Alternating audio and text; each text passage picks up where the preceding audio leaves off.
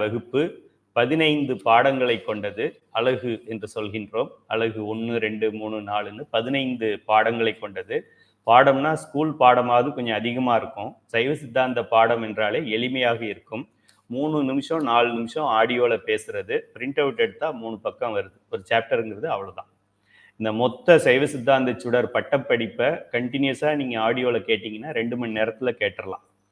15 into ஆவரேஜா ஒரு 7 நிமிஷம் ஆகும் ஒரு ஆடியோ. ஸோ 7, 15, 105 கிட்டத்தட்ட ஒரு 2 ஹவர்ஸ்ல கேட்கக்கூடிய ஒரு பாடத்தை தான் நாம் 6 மாதத்திற்கு படிக்கிறோம்.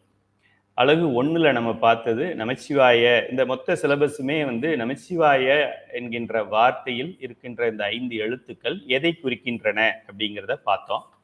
அந்த ந என்பது திரோதான சக்தி என்று பார்த்தோம். அதாவது நம்மளுடைய அம்மா, நம்மளை அடிச்சு வளர்க்குற அம்மா, அவளுக்கு பேரு நான் பேர். நம்ம திருந்தி ஒழுங்கா இருக்கிறோம் அப்படின்னாக்க நம்மளை கொஞ்சி கொஞ்சி வளர்க்குற அம்மாவுக்கு பேரு அருள் சக்தின்னு பேர். ரெண்டுமே அம்மா. அதாவது அம்மா அடிக்கும் போதே கொஞ்சணுங்கிறதுக்கு தான் அடிக்கிறது, அடிச்சுக்கிட்டே இருக்கணுங்கிறது அவங்க எய்ம் கிடையாது. கொஞ்சிற மாதிரி கொண்டு வர்றதுக்காக 1-2 அடி போடுவாங்க. ஸோ அதை நம்ம மறைப்பு ஆற்றல், மறைக்கும் சக்தி, இல்லைன்னா வடமொழியில் திரோதான சக்தி அப்படின்னு நம்ம சொல்றோம். அடுத்தது அருள் சக்தின்னு சொல்றோம். நம்மளை கொஞ்சி அப்பா கிட்ட கொண்டு போய் சேர்க்கிறவங்களை அருள் சக்தி என்று சொல்கின்றோம். ஸோ அப்படிப்பட்ட இந்த உயரிய ஞானம் நமக்கு எங்கேருந்து வந்திருக்கு அப்படின்னு பார்த்தோம். அது சிவபெருமான் நந்தியம்பெருமானுக்கு சொல்லி, நந்தியம்பெருமான் சனத்குமாரருக்கு சொல்லி, சனத்குமாரர் சத்தியஞான தரிசனிகளுக்கு கொடுத்து, சத்தியஞான தரிசனிகள் பரஞ்சோதி முனிவருக்கு கொடுத்து, பரஞ்சோதி முனிவர் மெய்கண்டாருக்கு வழங்கினார். திருவெண்ணைநல்லூர் அப்படிங்கிற ஒரு புண்ணிய பூமியில் வழங்கப்பட்டது என்று பார்த்தோம். இப்போ மெய்கண்டாருங்கிறது யாரு, அவருக்கு என்ன அவ்வளோ பெரிய ஒரு சிறப்பு அப்படின்னு சொல்லி பார்த்தோம். அவர் 2-2.5 வயசு குழந்தையா இருக்கும்போதே இந்த ஞானம் அவருக்கு கிடைச்சிது. மெய்கண்டாருடைய பெற்றோர் ரொம்ப காலம் குழந்தை இல்லாமல் இருந்தாங்க. அப்புறமா அவங்க போய் அவங்க குருநாதராகிய அருளந்தி சிவத்துக்கிட்ட கேட்குறாங்க. அருளந்தி சிவம் ஒரு கயிறு சாட்சி பார்க்குறார் தேவாரத்தில். திருவெண்காடுங்கிற ஒரு பதிகம் வருது அந்த பேஜில். உடனே அந்த ஆலயத்தில் போய் பெருமானை வணங்கி அங்கே வழிபடுங்க அப்படின்னு சொல்லி அனுப்புகிறார். இப்போ நமக்கு என்ன சொல்லுவோம், நம்ம அதை ஏதாவது நமக்கு நேரம் சரியில்லை அப்படின்னா அதை சரி பண்ணுறதுக்கு ஒன்று சொல்கிறாங்கல்ல, அதுபோல் நீங்கள் போய் பெருமானை திருமுறைகளை படிக்கிறது தான் நமக்கு எல்லா பாவங்களிலிருந்தும் விடுபடுவதற்கு வழி. அப்படி அந்த ஆலயத்தில் போய் வழிபட்டு அங்கே இருக்கின்ற பெருமானுக்கு பேர் சுவேதவன பெருமாள் என்று பெயர். அவங்க அந்த திருமண தம்பதியருக்கு குழந்தை பிறக்கின்றது. அந்த குழந்தைக்கு சுவேதவன பெருமாள்னு வளர்க்குறாங்க. அந்த குழந்தை வளரும்போது பரஞ்சோதி முனிவர் ஆகாயத்தில் போகிறவர் இந்த குழந்தைக்கு ஞானம் கொடுத்து, அந்த குழந்தைக்கு ஒரு என்ன தீக்கா நாமம்னு சொல்லுவாங்க. தீக்கை கொடுக்கும்போது உயர்ந்ததுக்கெல்லாம் நாமம் பேரை மாற்றி கொடுப்பாங்க. மாற்றும்போது அந்த குழந்தைக்கு மெய்கண்டார் அப்படின்னு பேர் வைக்கிறாரு. அந்த பேர் எங்கேருந்து வச்சாருன்னா, அவருடைய குருநாதராகிய சத்தியஞான தரிசனிகள்கிட்ட இருந்த ஞானத்தை அப்படியே வாங்கி இங்கே கொடுத்ததுனால அவர் மரியாதையின் நிமித்தம் தன்னுடைய குருநாதர் பேரையே இந்த குழந்தைக்கு வைக்கிறார். இதுதான் மெய்கண்டாருடைய வரலாறு நம்ம பார்த்தது. அதுக்கப்புறமா நம்ம இப்போ சிந்திச்ச இந்த துதி பாடல்கள் பற்றி பார்த்தோம். இந்த சைவ சித்தாந்தம்ங்கிற ஞானத்துல நமக்கு முதல்ல நந்தியம்பெருமானை துதிக்க வேண்டும். அதற்கு திரு நந்திதேவர் துதின்னு ஒரு பாடல் இருக்கின்றது. அடுத்ததாக நந்திதேவரோட சேர்த்து சனத்குமார், சத்தியஞான தரிசனிகள், பரஞ்சோதி முனிவர், அவங்க 4 பேரும் அகச்சந்தான குறவர்கள். அகம் அந்த கரணம்னு சொல்ற மாதிரி இவங்கெல்லாம் கைலையை சேர்ந்தவர்கள். நம்மளை மாதிரி ஒரு date of birth, date of death எல்லாம் இல்லாதவங்க. அதனால இவர்களை அகச்சந்தான குறவர்கள் என்று சொல்கின்றோம். அடுத்ததாக புறச்சந்தான குறவர்கள். மெய்கண்டார் தான் ஃபர்ஸ்ட். அதுக்கப்புறம் அருளந்தி சிவம், அதுக்கப்புறம் மறைஞான சம்பந்தர், அதுக்கப்புறம் உமாபதி சிவம் பார்த்தோம். அதுக்கப்புறம் திருவாவடுதுறை ஆதீனத்தோட குருமகா சன்னிதானம், முதல் குருமகா சன்னிதானம் ஆகிய நமச்சிவாய மூர்த்திகள், அவருடைய துதிப்பாடலை பார்க்கின்றோம். வேறு ஆதீனங்களில் தொடர்பு இருக்கின்றவர்கள் அந்த குருநாதருடைய துதிப்பாடலை நீங்கள் பாடிக்கொள்ளலாம். இது ஒன்றும் கம்பல்ஷன் கிடையாது. இதுக்கு முன்னாடி இருக்கிற 3 பாடலும் அது மாறாமல் பாடணும். அடுத்ததாக இந்த நமச்சிவாய அப்படிங்கிறது எதை குறிக்கின்றது அப்படிங்கிற ஒரு இது பார்த்தோம். ந என்ற எழுத்து திரோதான சக்தியை குறிக்கின்றது, அல்லது மறைப்பு ஆற்றல்னு சொல்லுவோம். புதுசா ஒரு பேர் எழுதிக்கங்க, மறைக்கும் சக்தின்னு எழுதிக்கங்க. ஆற்றல் அப்படின்னா நமக்கு ஒன்றும் புரியாது. சக்தினா அட்லீஸ்ட் இந்த ஓம் சக்தி நமக்கு தெரியும், அதனால சக்தின்னு எழுதிக்கங்க. சக்தினாலும் ஆற்றல்னாலும் சயின்டிஸ்ட் அதை எனர்ஜின்னு சொல்லுவாங்க, எல்லாமே ஒண்ணுதான்.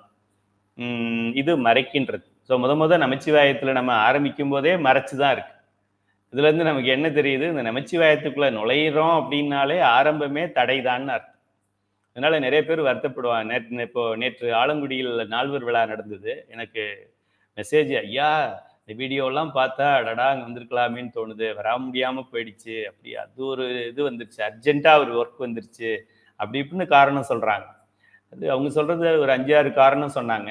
ஆனா மாணிக்கவாசகர் சொல்றாரு, 6 கோடி மாயா சக்திகள் வேறு வேறுதம் மாயைகள் தொடங்கின, வேறு வேறுதம் மாயைகள் தொடங்கினன்னு சொல்றாரு. அதனால நிறைய காரணங்கள் வரும். சிவபெருமான்கிட்ட போறதுக்கு முன்னாடி தடைகள் நிறைய வரலாம். அது இயற்கை. உங்களுக்கு தான் அப்படி வருதுன்னு நினைக்காதீங்க. வீட்டுக்கு வீடு வாசப்படி. மற்றவங்க கதையை கேட்டிங்கன்னா உங்க கதை பரவாயில்லன்னு. ஒரு அம்மா சொல்லுவாங்க, எங்க வீட்டுக்காரர் வந்து தினமும் கோயிலுக்கு போகக்கூடாது அப்படின்னு சொல்றாரு, வாரத்துல ஒரு நாள் போறோம், சாமியை ஒரு நாள் கும்பிட்டா பத்தாதா, சரி 2 நாள் வெள்ளிக்கிழமை செவ்வாய்க்கிழமை போயிட்டு வா, தினந்தோறும் என்ன கோயில்ல என்ன இருக்கு அப்படின்னு திட்டுறாரு அப்படின்னு ஒரு அம்மா வருத்தப்படுவாங்க. அந்த அம்மா இன்னொரு அம்மாட்ட அந்த கதையை சொன்னாங்கன்னா, அந்த அம்மா, உனக்கு பரவாயில்லையே 2 நாளாவது போக சொல்றாரு, எங்க வீட்டுக்காரர் என்ன சொல்றாரு, சிவன் வேணுமா நான் வேணுமா குடும்பம் வேணுமா அதை முதல்ல முடிவு பண்ணிக்கன்னு சொல்றாரு அப்படிம்பா. அப்பதான் நமக்கு தெரியும், பெருமானே பரவாயில்ல, மற்றவங்களை கம்பேர் பண்ணும்போது என்னை நல்லா தான் வச்சிருக்கிற அப்படின்னு நமக்கு தோணும். அதுபோல இந்த ந என்பது மறைக்கின்ற ஆற்றல், மறைக்கின்ற சக்தி, தடை தான் முதல்ல வருது. அதனாலதான் ஆரம்ப நிலையில இதை வச்சிருப்பாங்க நமச்சிவாய என்று. அதற்கு அடுத்ததாக நம்ம இதெல்லாம் படிச்சு சைவ சித்தாந்த சுடர் பட்டமெல்லாம் வாங்கின பின்னாடி குருநாதர் என்ன பண்ணுவாரு, நமச்சிவாய மந்திரத்தை எடுத்துட்டு சிவாய நம மந்திரம்னு கொடுப்பாரு. ஆரம்பத்தில் தடைகளெல்லாம் நீக்கி கொடுத்துருவாரு. அதெல்லாம் பின்னாடி போயிடும். சிவாய நம அப்படிங்கும்போது சி முன்னாடி வந்துடும். அதனால மந்திரம் மாறுறதுக்கும் முயற்சி செய்யணும். அடுத்து ம என்கின்ற எழுத்து ம ஃபார் மலம், ஏ ஃபார் ஆப்பிள், ம ஃபார் மலம். அந்த மலம் என்கின்றது 3 வகையான மலம் இருக்கு, அதை நம்ம பின்னாடி பார்ப்போம். சி என்கின்றது C for Sivam, A for apple அப்படிங்கிற மாதிரி சி ஃபார் சிவம். இது ரெண்டும் முதல் எழுத்தை தான் குறிக்குது, ஈஸியா ஞாபகம் வச்சுக்கலாம். இப்போ இந்த நங்கிறது தான் மறைப்பு ஆற்றல், ந ஃபார் மா அப்படியெல்லாம் வருது. இது ரெண்டும் ஈஸியானது, ம ஃபார் மலம், சி ஃபார் சிவம். அடுத்தது வ, சின்ன வா பெரிய வா எதுவாக இருந்தாலும் ஒரே வா தான், அருள் சக்தியை குறிக்கின்றது. அருளும் சக்தி, அந்த சக்தி வந்து பக்குவம் அடைஞ்ச ஆன்மாக்களுக்கு அருளும் சக்தி வேலை செய்யும். பக்குவம் அடையாத உங்களுக்கு இங்கேயே உட்கார்ந்துருக்க வேண்டியதான். ய என்ற எழுத்து உயிர்களாகிய ஆன்மாக்களை குறிக்கின்றது. ஸோ இதுதான் 5 எழுத்துக்கள். இதை பற்றி தான் நம்ம பின்னாடி படிக்க போகிறோம். இது தவிர வேற சிலபஸ் கிடையாது. இது ஐயா நான் அது படிக்கலான்னு நினச்சி சேர்ந்தேன், இது படிக்கலான்னு நினச்சி சேர்ந்தேன்னா நீங்கள் ஏமாந்துருவீங்க. நம்ம இங்கே படிக்கிறது இது மட்டும்தான் படிக்கிறோம். நன்னா என்ன, மான்னா என்ன, சீனா என்ன, வான்னா என்ன, யான்னா என்ன அப்படிங்கிறத படிக்கிறோம். இப்போ ந என்கின்ற எழுத்தும் வ என்கின்ற எழுத்தும் சக்தியை குறிக்கின்றது. நம்மளுடைய தாயை குறிக்கின்றது. உண்மையான தாய், ஒரிஜினல் தாய், பர்மனன்ட் தாய். இந்த ஆதார் கார்டில் போடுற தாயெல்லாம் விட்டுருங்க. இந்த பர்த் சர்டிஃபிகேட்ல தர்ற தாயெல்லாம், இது மாதிரி 1000 சர்டிஃபிகேட் நம்ம பார்த்தாச்சு, இன்னும் 1000 சர்டிஃபிகேட் பார்க்க போறோம். அதனால இந்த தாயெல்லாம் விட்டுருங்க. ஒரிஜினல் தாய் யாருன்னா சிவகாமி, நமக்கு பராசக்தி. அவளுடைய ரெண்டு அதாவது ஒரு காயினுக்கு ஹெட் அண்ட் டெய்ல் அப்படின்னு சொல்ற மாதிரி 2 முகங்கள் அவளுக்கு இருக்கு. ஒன்று நம்மளை அடிச்சு திருத்துற முகம், இன்னொன்று நமக்கு அருள் செய்கின்ற முகம். அதனால அவளை பத்தி நம்ம கடைசி பாடத்துல ஒரு அரை மணி நேரம் பார்த்தா போறோம். அதுக்கு மேல அந்த அம்மா கிட்ட நமக்கு வேலை இல்லை. மீதி இருக்கிறது 3. அந்த 3 பத்தி தான் நம்ம இன்னொரு 10 பாடங்கள்ல நம்ம படிக்க போறோம். அதுல சி என்பது சிவனை குறிக்கிறது, ம என்கின்றது மலத்தை குறிக்கின்றது, ய என்பது உயிர்களை குறிக்கின்றது. உயிர்கள் என்றால் பலன்னு அர்த்தம். உயிர்களை குறிக்கின்றது அப்படின்னு நம்ம படிக்கிறோம். இதை நம்ம பதி, பசு, பாசம் அப்படின்னு சொல்லுவாங்க. இதுக்கு பயந்துக்கிட்டே பாதி பேர் சைவ சித்தாந்தம் படிக்கிறது இல்லை. எப்போ போனாலும் பதி பதி பதி பதி, பசு பசு பசு பசு, பாசம் பாசம் பாசம் பாசம், பதி பசு பாசம், பதி பசு பாசம். இது கேட்டு கேட்டு கேட்டு சலிச்ச மாதிரி இருக்கும். ஆனா ஒண்ணுமே புரிஞ்சுக்கல அப்படிங்கிறது தான் அடிப்படை காரணம். இந்த சைவ சித்தாந்த சுடர்ல ரொம்ப ரொம்ப ரொம்ப ரொம்ப ரொம்ப ரொம்ப ரொம்ப ரொம்ப ரொம்ப எளிமையான சப்ஜெக்ட் இந்த சைவ சித்தாந்தங்கிறத நீங்க புரிஞ்சுக்குவீங்க. போக போக உங்களுக்கு தெரியும். சரி, இப்போ இந்த 3 பொருள்கள் என்று சொல்கின்றோம். ஒன்று இறைவன், இன்னொன்று உயிர்களாகிய ப்ளூரல்ல இருக்கு உயிர்கள். அது போல மலம் என்று சொல்லக்கூடிய ம, இது மூன்றுமே அனாதி பொருள் அப்படின்னு சொல்றோம். அனாதினா ந வந்து நாடு, அதுக்கு போடுற நாவை போடணும். 2 சுழி நா 3 சுழி நாவெல்லாம் போடக்கூடாது.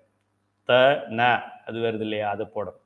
அந்த அனாதி என்றால் இந்த மனித மூளை இந்த 450 கிராம் இருக்கு, அதுல 4% தான் வேலை செய்யுது. இதை வச்சுக்கிட்டு அது எப்போ தோன்றுச்சுன்னு நம்மளால சொல்ல முடியாது. அதுதான் அனாதின்னு பேர்.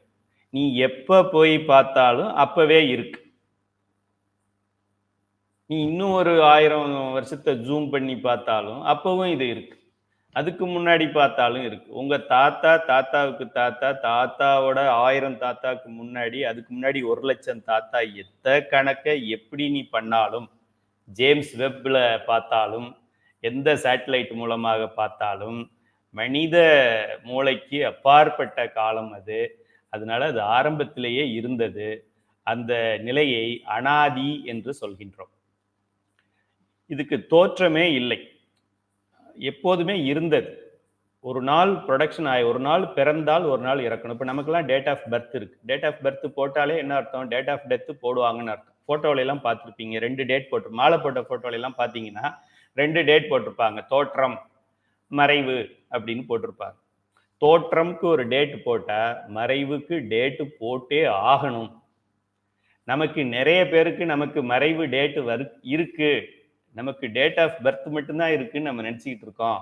நமக்கு மறைவு அப்படிங்கிற ஒரு டேட்டு நமக்கு இருக்கு. நம்ம ஃபோட்டோவுக்கு ஒரு தடவை மாலை போடுவாங்க அப்படிங்கிறது தினந்தோறும் நமக்கு தெரியாத ஒரு விஷயமாக இருக்கின்றது. நாம் இறந்து விடுவோம் அப்படிங்கிறதே நமக்கு தெரியல. நாம் இறந்து விடுவோம் என்று தெரிந்து விட்டால், ஒரு நாள் நாம் இறக்கப் போகின்றோங்கிறது உண்மையிலேயே உணர்ந்து விட்டால், இந்த சைவ சித்தாந்த சுடரை படிக்காம விடமாட்டோம். நம்ம இறக்க போறது இல்லைன்னு நினைக்கிறதுனால தான் பல பிரச்சனைகளுக்குள்ள போய் மாட்டிக்கிறோம். ஆக இந்த பதி, பசு, பாசம் அல்லது இறைவன், உயிர்கள், மலம் என்று சொல்லக்கூடிய 3 பொருள்களும் எப்போதும் இருந்தன. இதற்கு தோற்றம் இல்லை, ஆகையால் அழிவு இல்லை. டேட் ஆஃப் மேனுஃபேக்சரிங் கிடையாது, அதனால date of death, date of expiry கிடையாது. இப்போ மெடிக்கல்ல எல்லாம் டேப்லெட்ல எக்ஸ்பைரி டேட் போட்டிருப்பாங்க, ஃபுட் ஐட்டம்ஸ்ல எக்ஸ்பைரி டேட் போட்டிருப்பாங்க, ரொம்ப ஸ்ட்ரிக்டாக ஃபாலோ பண்ணுவாங்க. மற்ற இடங்கள்ல வந்து அது அழியக்கூடிய பொருள்களாக இருக்கும். இப்போ இதில் இருக்கிறது 3 பொருள் தான். ஒன்று சிவபெருமான், இன்னொன்று உயிர்கள். உடலை பார்க்கக்கூடாது, நம்மன்னு நினச்சிக்க கூடாது. நமக்குள்ள இருக்கிற உயிர், இந்த உயிர் இருந்துகிட்டே இருந்தது, அதனால இது அழியாது. சிவபெருமானே நினைச்சாலும் அழிக்க முடியாது, அவ்வளோ பெரிய ஆள் நம்ம. சிவபெருமான் நம்ம உடலைத்தான் அழிக்கலாம், உடலைத்தான் மாற்றி படைக்கலாம், கருப்பா படைக்கலாம், சிவப்பா படைக்கலாம். பிரம்மன் நினைச்சா அப்படி பண்ணலாம், அப்படி பண்ணலாம். எந்த மால், திருமால், பெருமாள், கருமால், உருமால் யார் நினைச்சாலும் நம்முடைய உயிரை எந்த கொம்பனும் எக்காலத்திலும் அழிக்க முடியாது, இன்க்ளூடிங் சிவபெருமான். அதனால நம்ம எவ்வளவு பெரிய ஆளுங்கிறத நீங்க பார்த்துக்கங்க. சிவபெருமான் யாரை வேணாலும் அழிச்சிருக்கலாம். அவர் அந்த அசுரனை அழிச்சாரு, இந்த அசுரனை அழிச்சாரு, யமனை அழிச்சாரு, மன்மதனை அழிச்சாரு, கண்ணாலை எரிச்சாரு, கழுத்தை பிடிங்கி போட்டாரு. நம்முடைய உயிரை சிவபெருமானால அழிக்கவே முடியாது. சிவபெருமானாலே அழிக்க முடியலன்னா வேற எந்த கடவுளாலையும் அழிக்க முடியாது. கடவுள், ஒரிஜினல் கடவுள் சிவபெருமான் தான். அவன் தான் கடந்தும் இருக்கின்றவன், உள்ளேயும் இருக்கின்றவன். ஆக அப்ப சிவபெருமான் இருக்கும் போதே நம்ம இருக்கிறோம்னா இவ்வளோ நாள் நம்ம என்ன பண்ணணும் அப்படிங்கிறது தான் நம்ம யோசிக்கணும். என்னடா இத்தனையோ கோடி வருஷமா நம்ம இருக்கிறோம்னு சொல்றாரு ஐயா, என்னதான் பண்ணோம், என்னத்துக்கு தான் இருக்கிறோம்? திரும்ப திரும்ப திரும்ப நாய் குட்டி போடுது, குட்டி ஒரு நாள் குட்டி போடுது, அந்த குட்டி ஒரு நாள் குட்டி போடுது. இப்படி குட்டி போட்டு இனப்பெருக்கம் பண்ணியிருக்கிறோமே தவிர வேற என்ன பண்ணணும் அப்படின்னு யோசிக்க வேண்டும் நம்ம. ஆக இந்த 3 பொருள்களும் அனாதி பொருள்கள். இந்த உலகம் என்று நாம் சொல்லக்கூடிய இந்த உலகம் பஞ்சபூதங்களால் ஆனது. அதுல நம்ம என்ன சொல்றோம்? மேல இருந்து வந்தாக்க ஆகாயம், காற்று, நெருப்பு, நீர், நிலம்னு சொல்றோம். இந்த பஞ்சபூதங்கள் உலகத்துல, உலகம்னு சொல்லக்கூடியதுல என்ன இருக்கோ அதுதான் நம்ம உடம்புலையும் இருக்கு. ஆக அண்டத்துல இருக்கிறது பிண்டத்திலையும் இருக்கு அப்படின்னு சொல்றோம். ஆக இந்த உடல் நான் என்று சொல்லுவது, இப்ப தமிழோட அமைப்பு எப்படி இருக்கோ, உயிரெழுத்துன்னு ஒண்ணு இருக்கு, மெய்யெழுத்துன்னு ஒண்ணு இருக்கு. அது ரெண்டையும் சேர்த்தா உயிர்மெய் எழுத்துன்னு ஒண்ணு இருக்கு. இக்கு அப்படின்னு சொல்லி ஒரு மெய்யெழுத்து இருக்கு, அ அப்படின்னு சொல்லி ஒரு உயிரெழுத்து இருக்கு. இந்த உயிரெழுத்தும் மெய்யெழுத்தும் சேர்ந்தா க என்கின்ற உயிர் மெய் எழுத்து வருகின்றது. இப்ப கைலை துரைசாமின்னா இது உயிர் மெய் எழுத்துன்னு பேர். வேற யாரு? அம்பலவாணன் டி அப்படின்னா அது உயிர்மெய் எழுத்துன்னு பேர். சாவித்ரி அப்படின்னா உயிர்மெய் எழுத்துன்னு பேர்.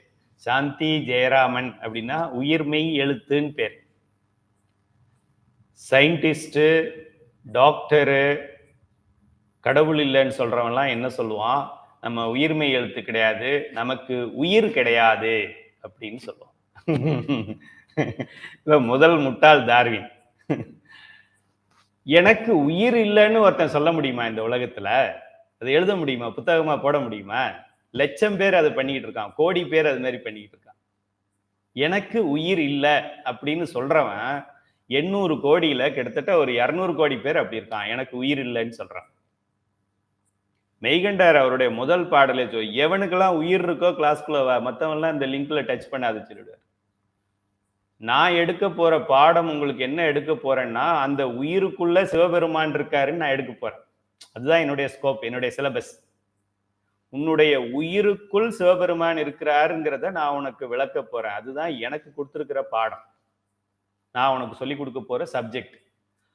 உனக்குள்ள உயிரே இல்லை அப்படின்னு, அதாவது உனக்குள்ள உயிர் இருக்கிறதே உனக்கு தெரியல அப்படின்னா நீ எல்லாம் அடுத்த பேட்ச் 4ல ஜாயின் பண்ணிக்கலாம், வெளியில நில்லு சொல்லிட்டு உள்ள வராத. உனக்குள்ள உயிர் இருக்கிறது வேற சிலபஸ், அது ப்ரீகேஜி சிலபஸ், சைவ சித்தாந்த சிலபஸ் கிடையாது. உயிருக்குள்ள இறைவன் இருக்கிறார் என்றவெல்லாம் உள்ளவா சொல்ற. ஆக நிறைய பேர் எனக்கு உயிர் இல்லைன்னு சொல்லுவாங்க. பிபிஎஸ், எம்டி, எம்எஸ், எம்சிஹெச் சொல்லுவாங்க. அவங்களுடைய டிஸ்சார்ஜ் ரிப்போர்ட்ல உயிர் போயிடுச்சுன்னு யாரும் போட மாட்டாங்க. ஹார்ட் ஸ்டாப்டு ஃபங்க்ஷனிங் அப்படின்னு போடுவாங்க, brain stopped functioning, brain dead அப்படி போடுவாங்க, கிட்னி ஸ்டாப்டு ஃபங்க்ஷனிங் அப்படித்தான் எழுதுவாங்களே தவிர ஏதாவது ஒரு ரிப்போர்ட் இருந்ததுன்னா எனக்கு நாளைக்கு வாட்ஸ்அப் பண்ணுங்க, இந்த பேஷண்ட்டுக்கு உயிர் போயிடுச்சு, டிக்ளேர்டு டெட் அப்படின்னு போடுவாங்க. கொஞ்சம் டீப்பா கேளுங்க, டெட் மீன்ஸ் வாட்ன்னு கேளுங்க, டாக்டர்கிட்ட கேளுங்க. படிக்காதவன்கிட்ட கேட்டா டெட்னா என்னன்னு கேட்டா உயிர் போயிடுச்சுன்னு சொல்லுவான். கை நாட்டு இருக்கவன்கிட்ட கேட்டா உயிர் போயிடுச்சுன்னு சொல்லுவான். ஏன் அவர் பணமா இருக்காரு, பக்கத்துல ஒரு ஐயா அழுதுகிட்டு இருக்காரு, 2 பேருக்கு என்ன வித்தியாசம்? இவருக்கு உயிர் இருக்கு, அவருக்கு உயிர் இல்லைன்னு சொல்லுவான். ரொம்ப மெத்த படிச்ச டாக்டர் கிட்ட கேட்டாக்க அவருக்கு ஹார்ட் வேலை செய்யுது, அவருக்கு ஹார்ட் வேலை செய்யல சொல்லுவார். டாக்டரை குறை சொல்லாதீங்க, நிறைய பேர் சைவ சித்தாந்தத்துல டாக்டர்ஸ் இருக்காங்க, அவங்களுக்கு தெரியும். அவங்க பள்ளிக்கூடத்துல அதை அப்படி சொல்லி தர்றது இல்லை, அதனால இவங்க மாற்றி சொல்லித்தர முடியாது. இப்போ எனக்கு என்னுடைய குருநாதர் என்ன சொல்லி கொடுத்தாரோ அதானே நான் அவங்களுக்கு சொல்லித்தர முடியும். என் குருநாதர் பதி, பசு, பாசம்னு 3 இருக்குன்னு சொல்லியிருக்காரு. நான் பாட்டுக்கு உங்கள்கிட்ட வந்து பதி, பசு, பாசம், கோசம்னு 4 இருக்குன்னு சொல்லித்தர முடியுமா? அதுபோல் டாக்டர் படிப்பில் உயிர் இருக்கு அப்படின்னு அவங்க சொல்ல மாட்டாங்க. ஏன்னா அவங்களுடைய இசிஜி, எக்ஸ்ரேல உயிர் தெரியறது இல்லை. அதனால என் கண்ணுக்கு எது தெரியலையோ அது இல்லை, இதுதான் சயின்ஸ்.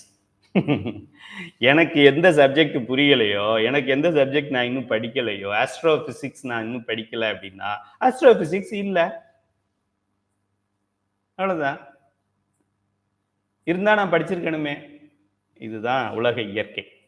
ஆக தோன்றிய பொருள் அழியும், தோன்றாத பொருள் அழியாது. தோன்றாத பொருள் அப்போ என்ன சொல்றது, அது தொடக்கத்திலேயே தொடக்கமற்று இருந்தது.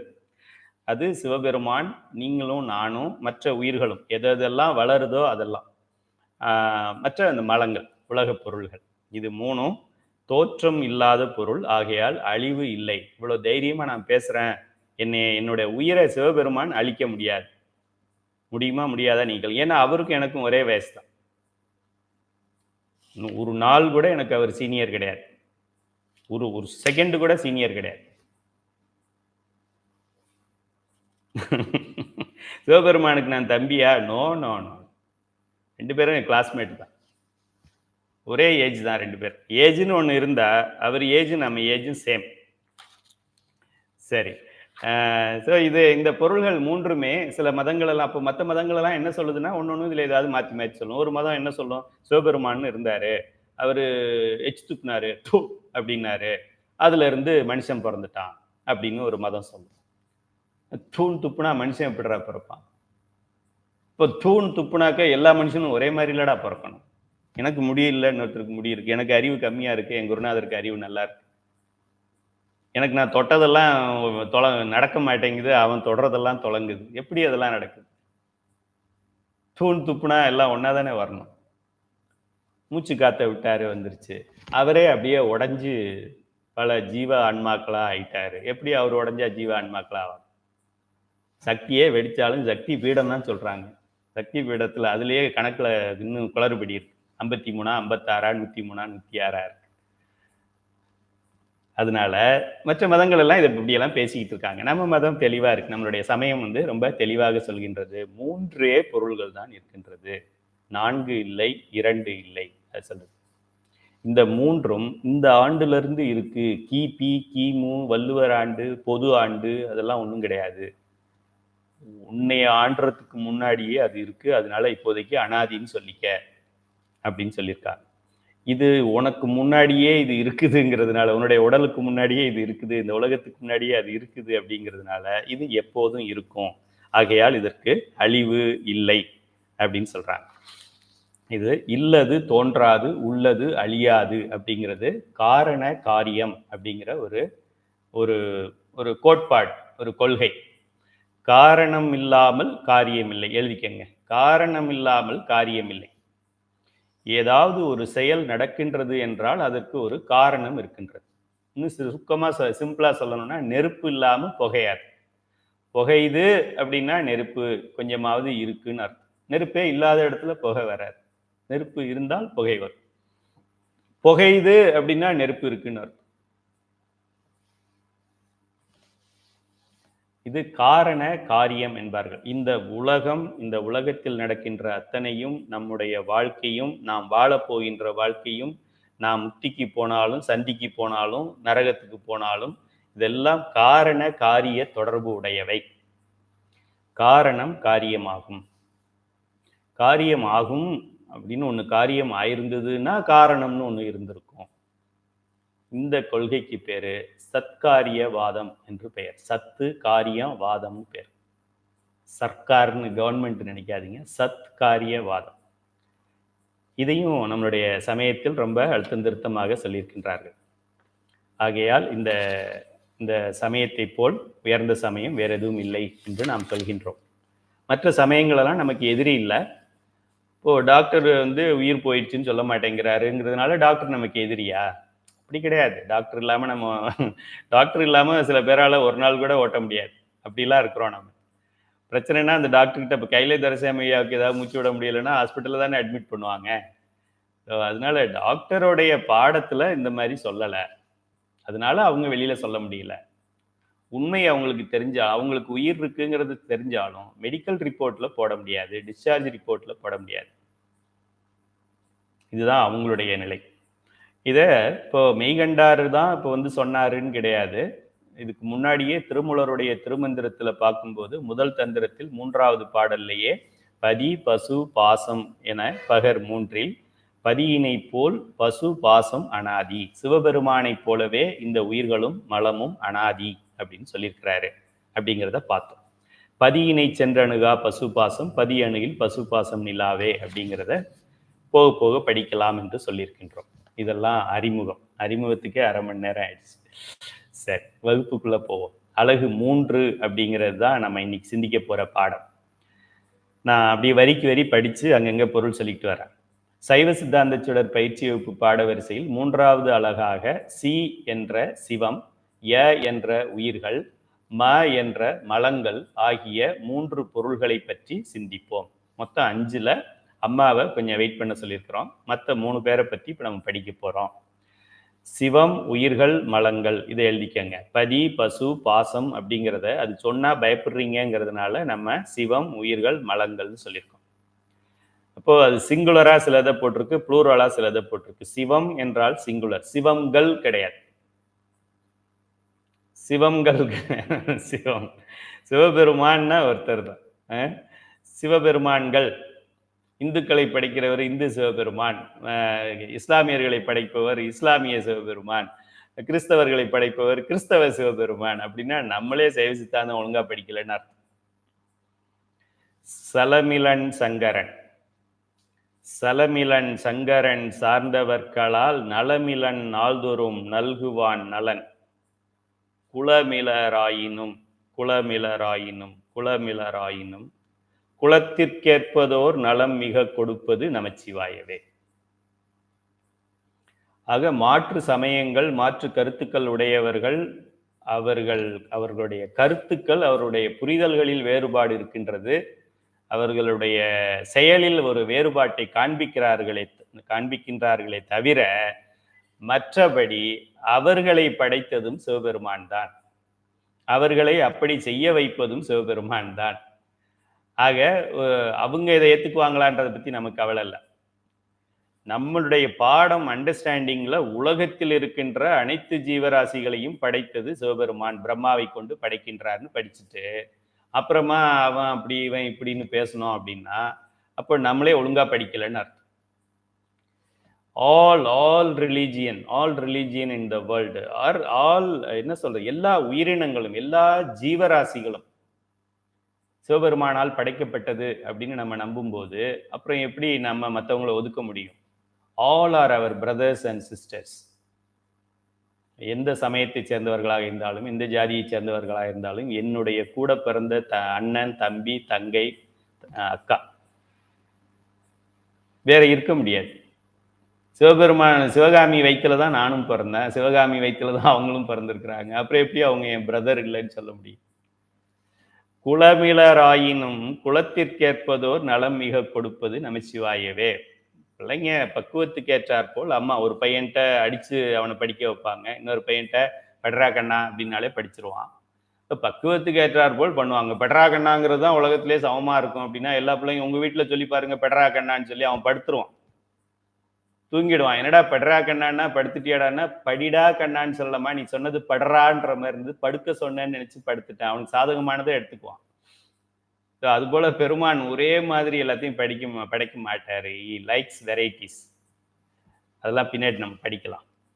சிவம் உயிர்கள் மலங்கள், சிவம் உயிர்கள் மலங்கள். A for apple, C for Sivam, B for boy, U for உயிர்கள், சி ஃபார் கேட்டு, மா ஃபார் மலங்கள்.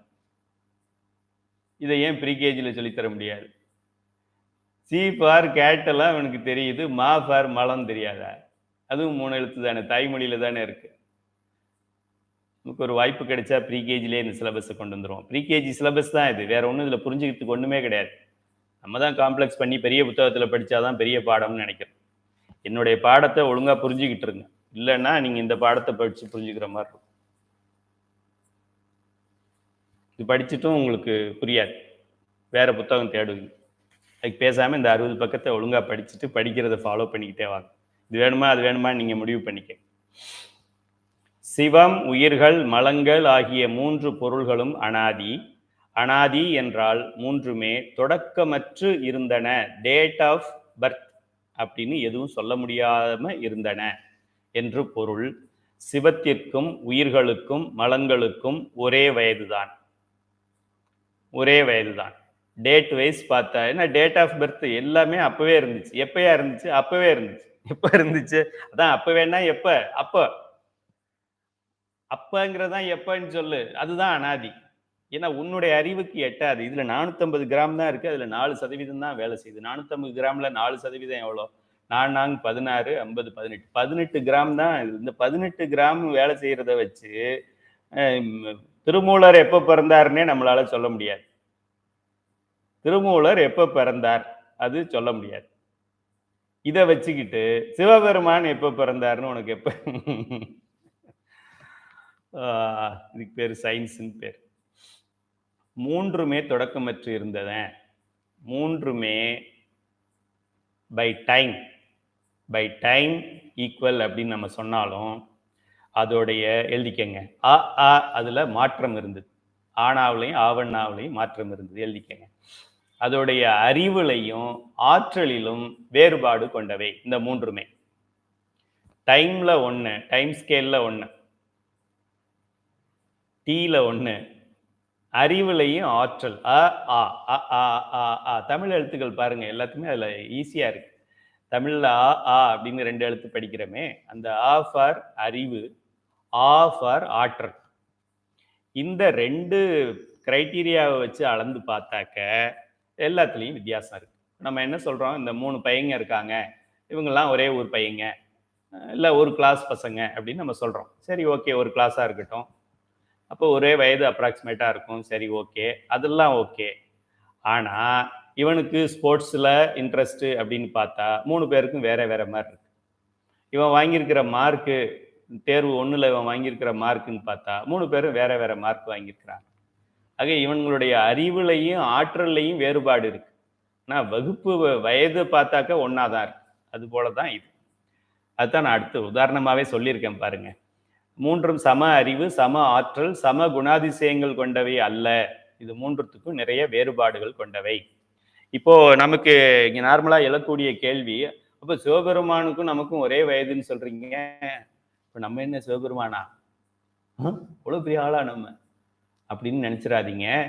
நான் சொன்னது டைம் கம்பேரிசன்ல தான் நான் சொன்னேன். மற்றது அறிவுலையும் ஆற்றலையும் வேறுபாடு இருக்கு. அதுக்கு ஒரு உதாரணம் உங்களுக்கு கொடுக்குறேன். உதாரணமாக 9 மணிக்கு ஆரம்பிக்கும் ஒரு பள்ளியில் ஒரு ஸ்கூலை வச்சு சொன்னா நமக்கு ஈஸியா புரியும். ஒரு ஸ்கூல் 9 o'clock ஸ்டார்ட் ஆகுது அப்படின்னா என்ன அர்த்தம்? எல்லாரும் 9 o'clock ப்ரேயருக்கு வந்துருவாங்க. ப்ரேயர்ல யார் யார் இருப்பாங்க? ஸ்டூடெண்ட்ஸ் இருப்பாங்க, டீச்சர்ஸ் இருப்பாங்க, ஹெட்மிஸ்டர்ஸ், ஹெட்மாஸ்டர் அவங்களும் இருப்பாங்க. இப்போ 9 மணி ப்ரேயர் அப்படின்னா 9 மணிக்கு டான்னு எல்லாரும் அங்கே வந்துடுறாங்க. ஓகே, 9 மணிக்கு ஆரம்பிக்கும் ஒரு பள்ளியில் தலைமை ஆசிரியர் வந்துடுறாரு, ஹெச்எம். அதுக்கப்புறம் டீச்சர்ஸ் வந்துடுறாங்க, மாணவர்கள் வந்துடுறாங்க, எல்லாருமே 9 மணிக்கு வந்துடுறாங்க. ஓகே, இப்போ நம்ம பகுத்தறிவாளன் என்ன சொல்றான்? எல்லாரும் 9 மணிக்கு தானே வந்தாங்க. சரி, எல்லாருக்கும் அறிவு ஒன்னா தானே இருக்கும், எல்லாருக்கும் ஆற்றல் ஒன்னா தானே இருக்கும், வந்தது 9 மணிக்கு தானே அப்படின்னு சொன்னா இவனுக்கு எப்படி புரிய வைக்கிறது? திரும்ப முதல் பேராகிராஃப் தான் படிக்கணும்.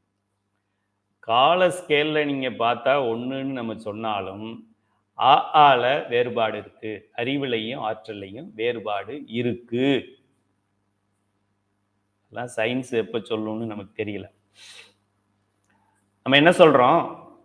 ஒரே அளவான அறிவு உடையவர்கள் என்று சொல்ல முடியாது. 9 மணிக்கு 3 பேரும் பள்ளியில் இருந்தது உண்மைதான்.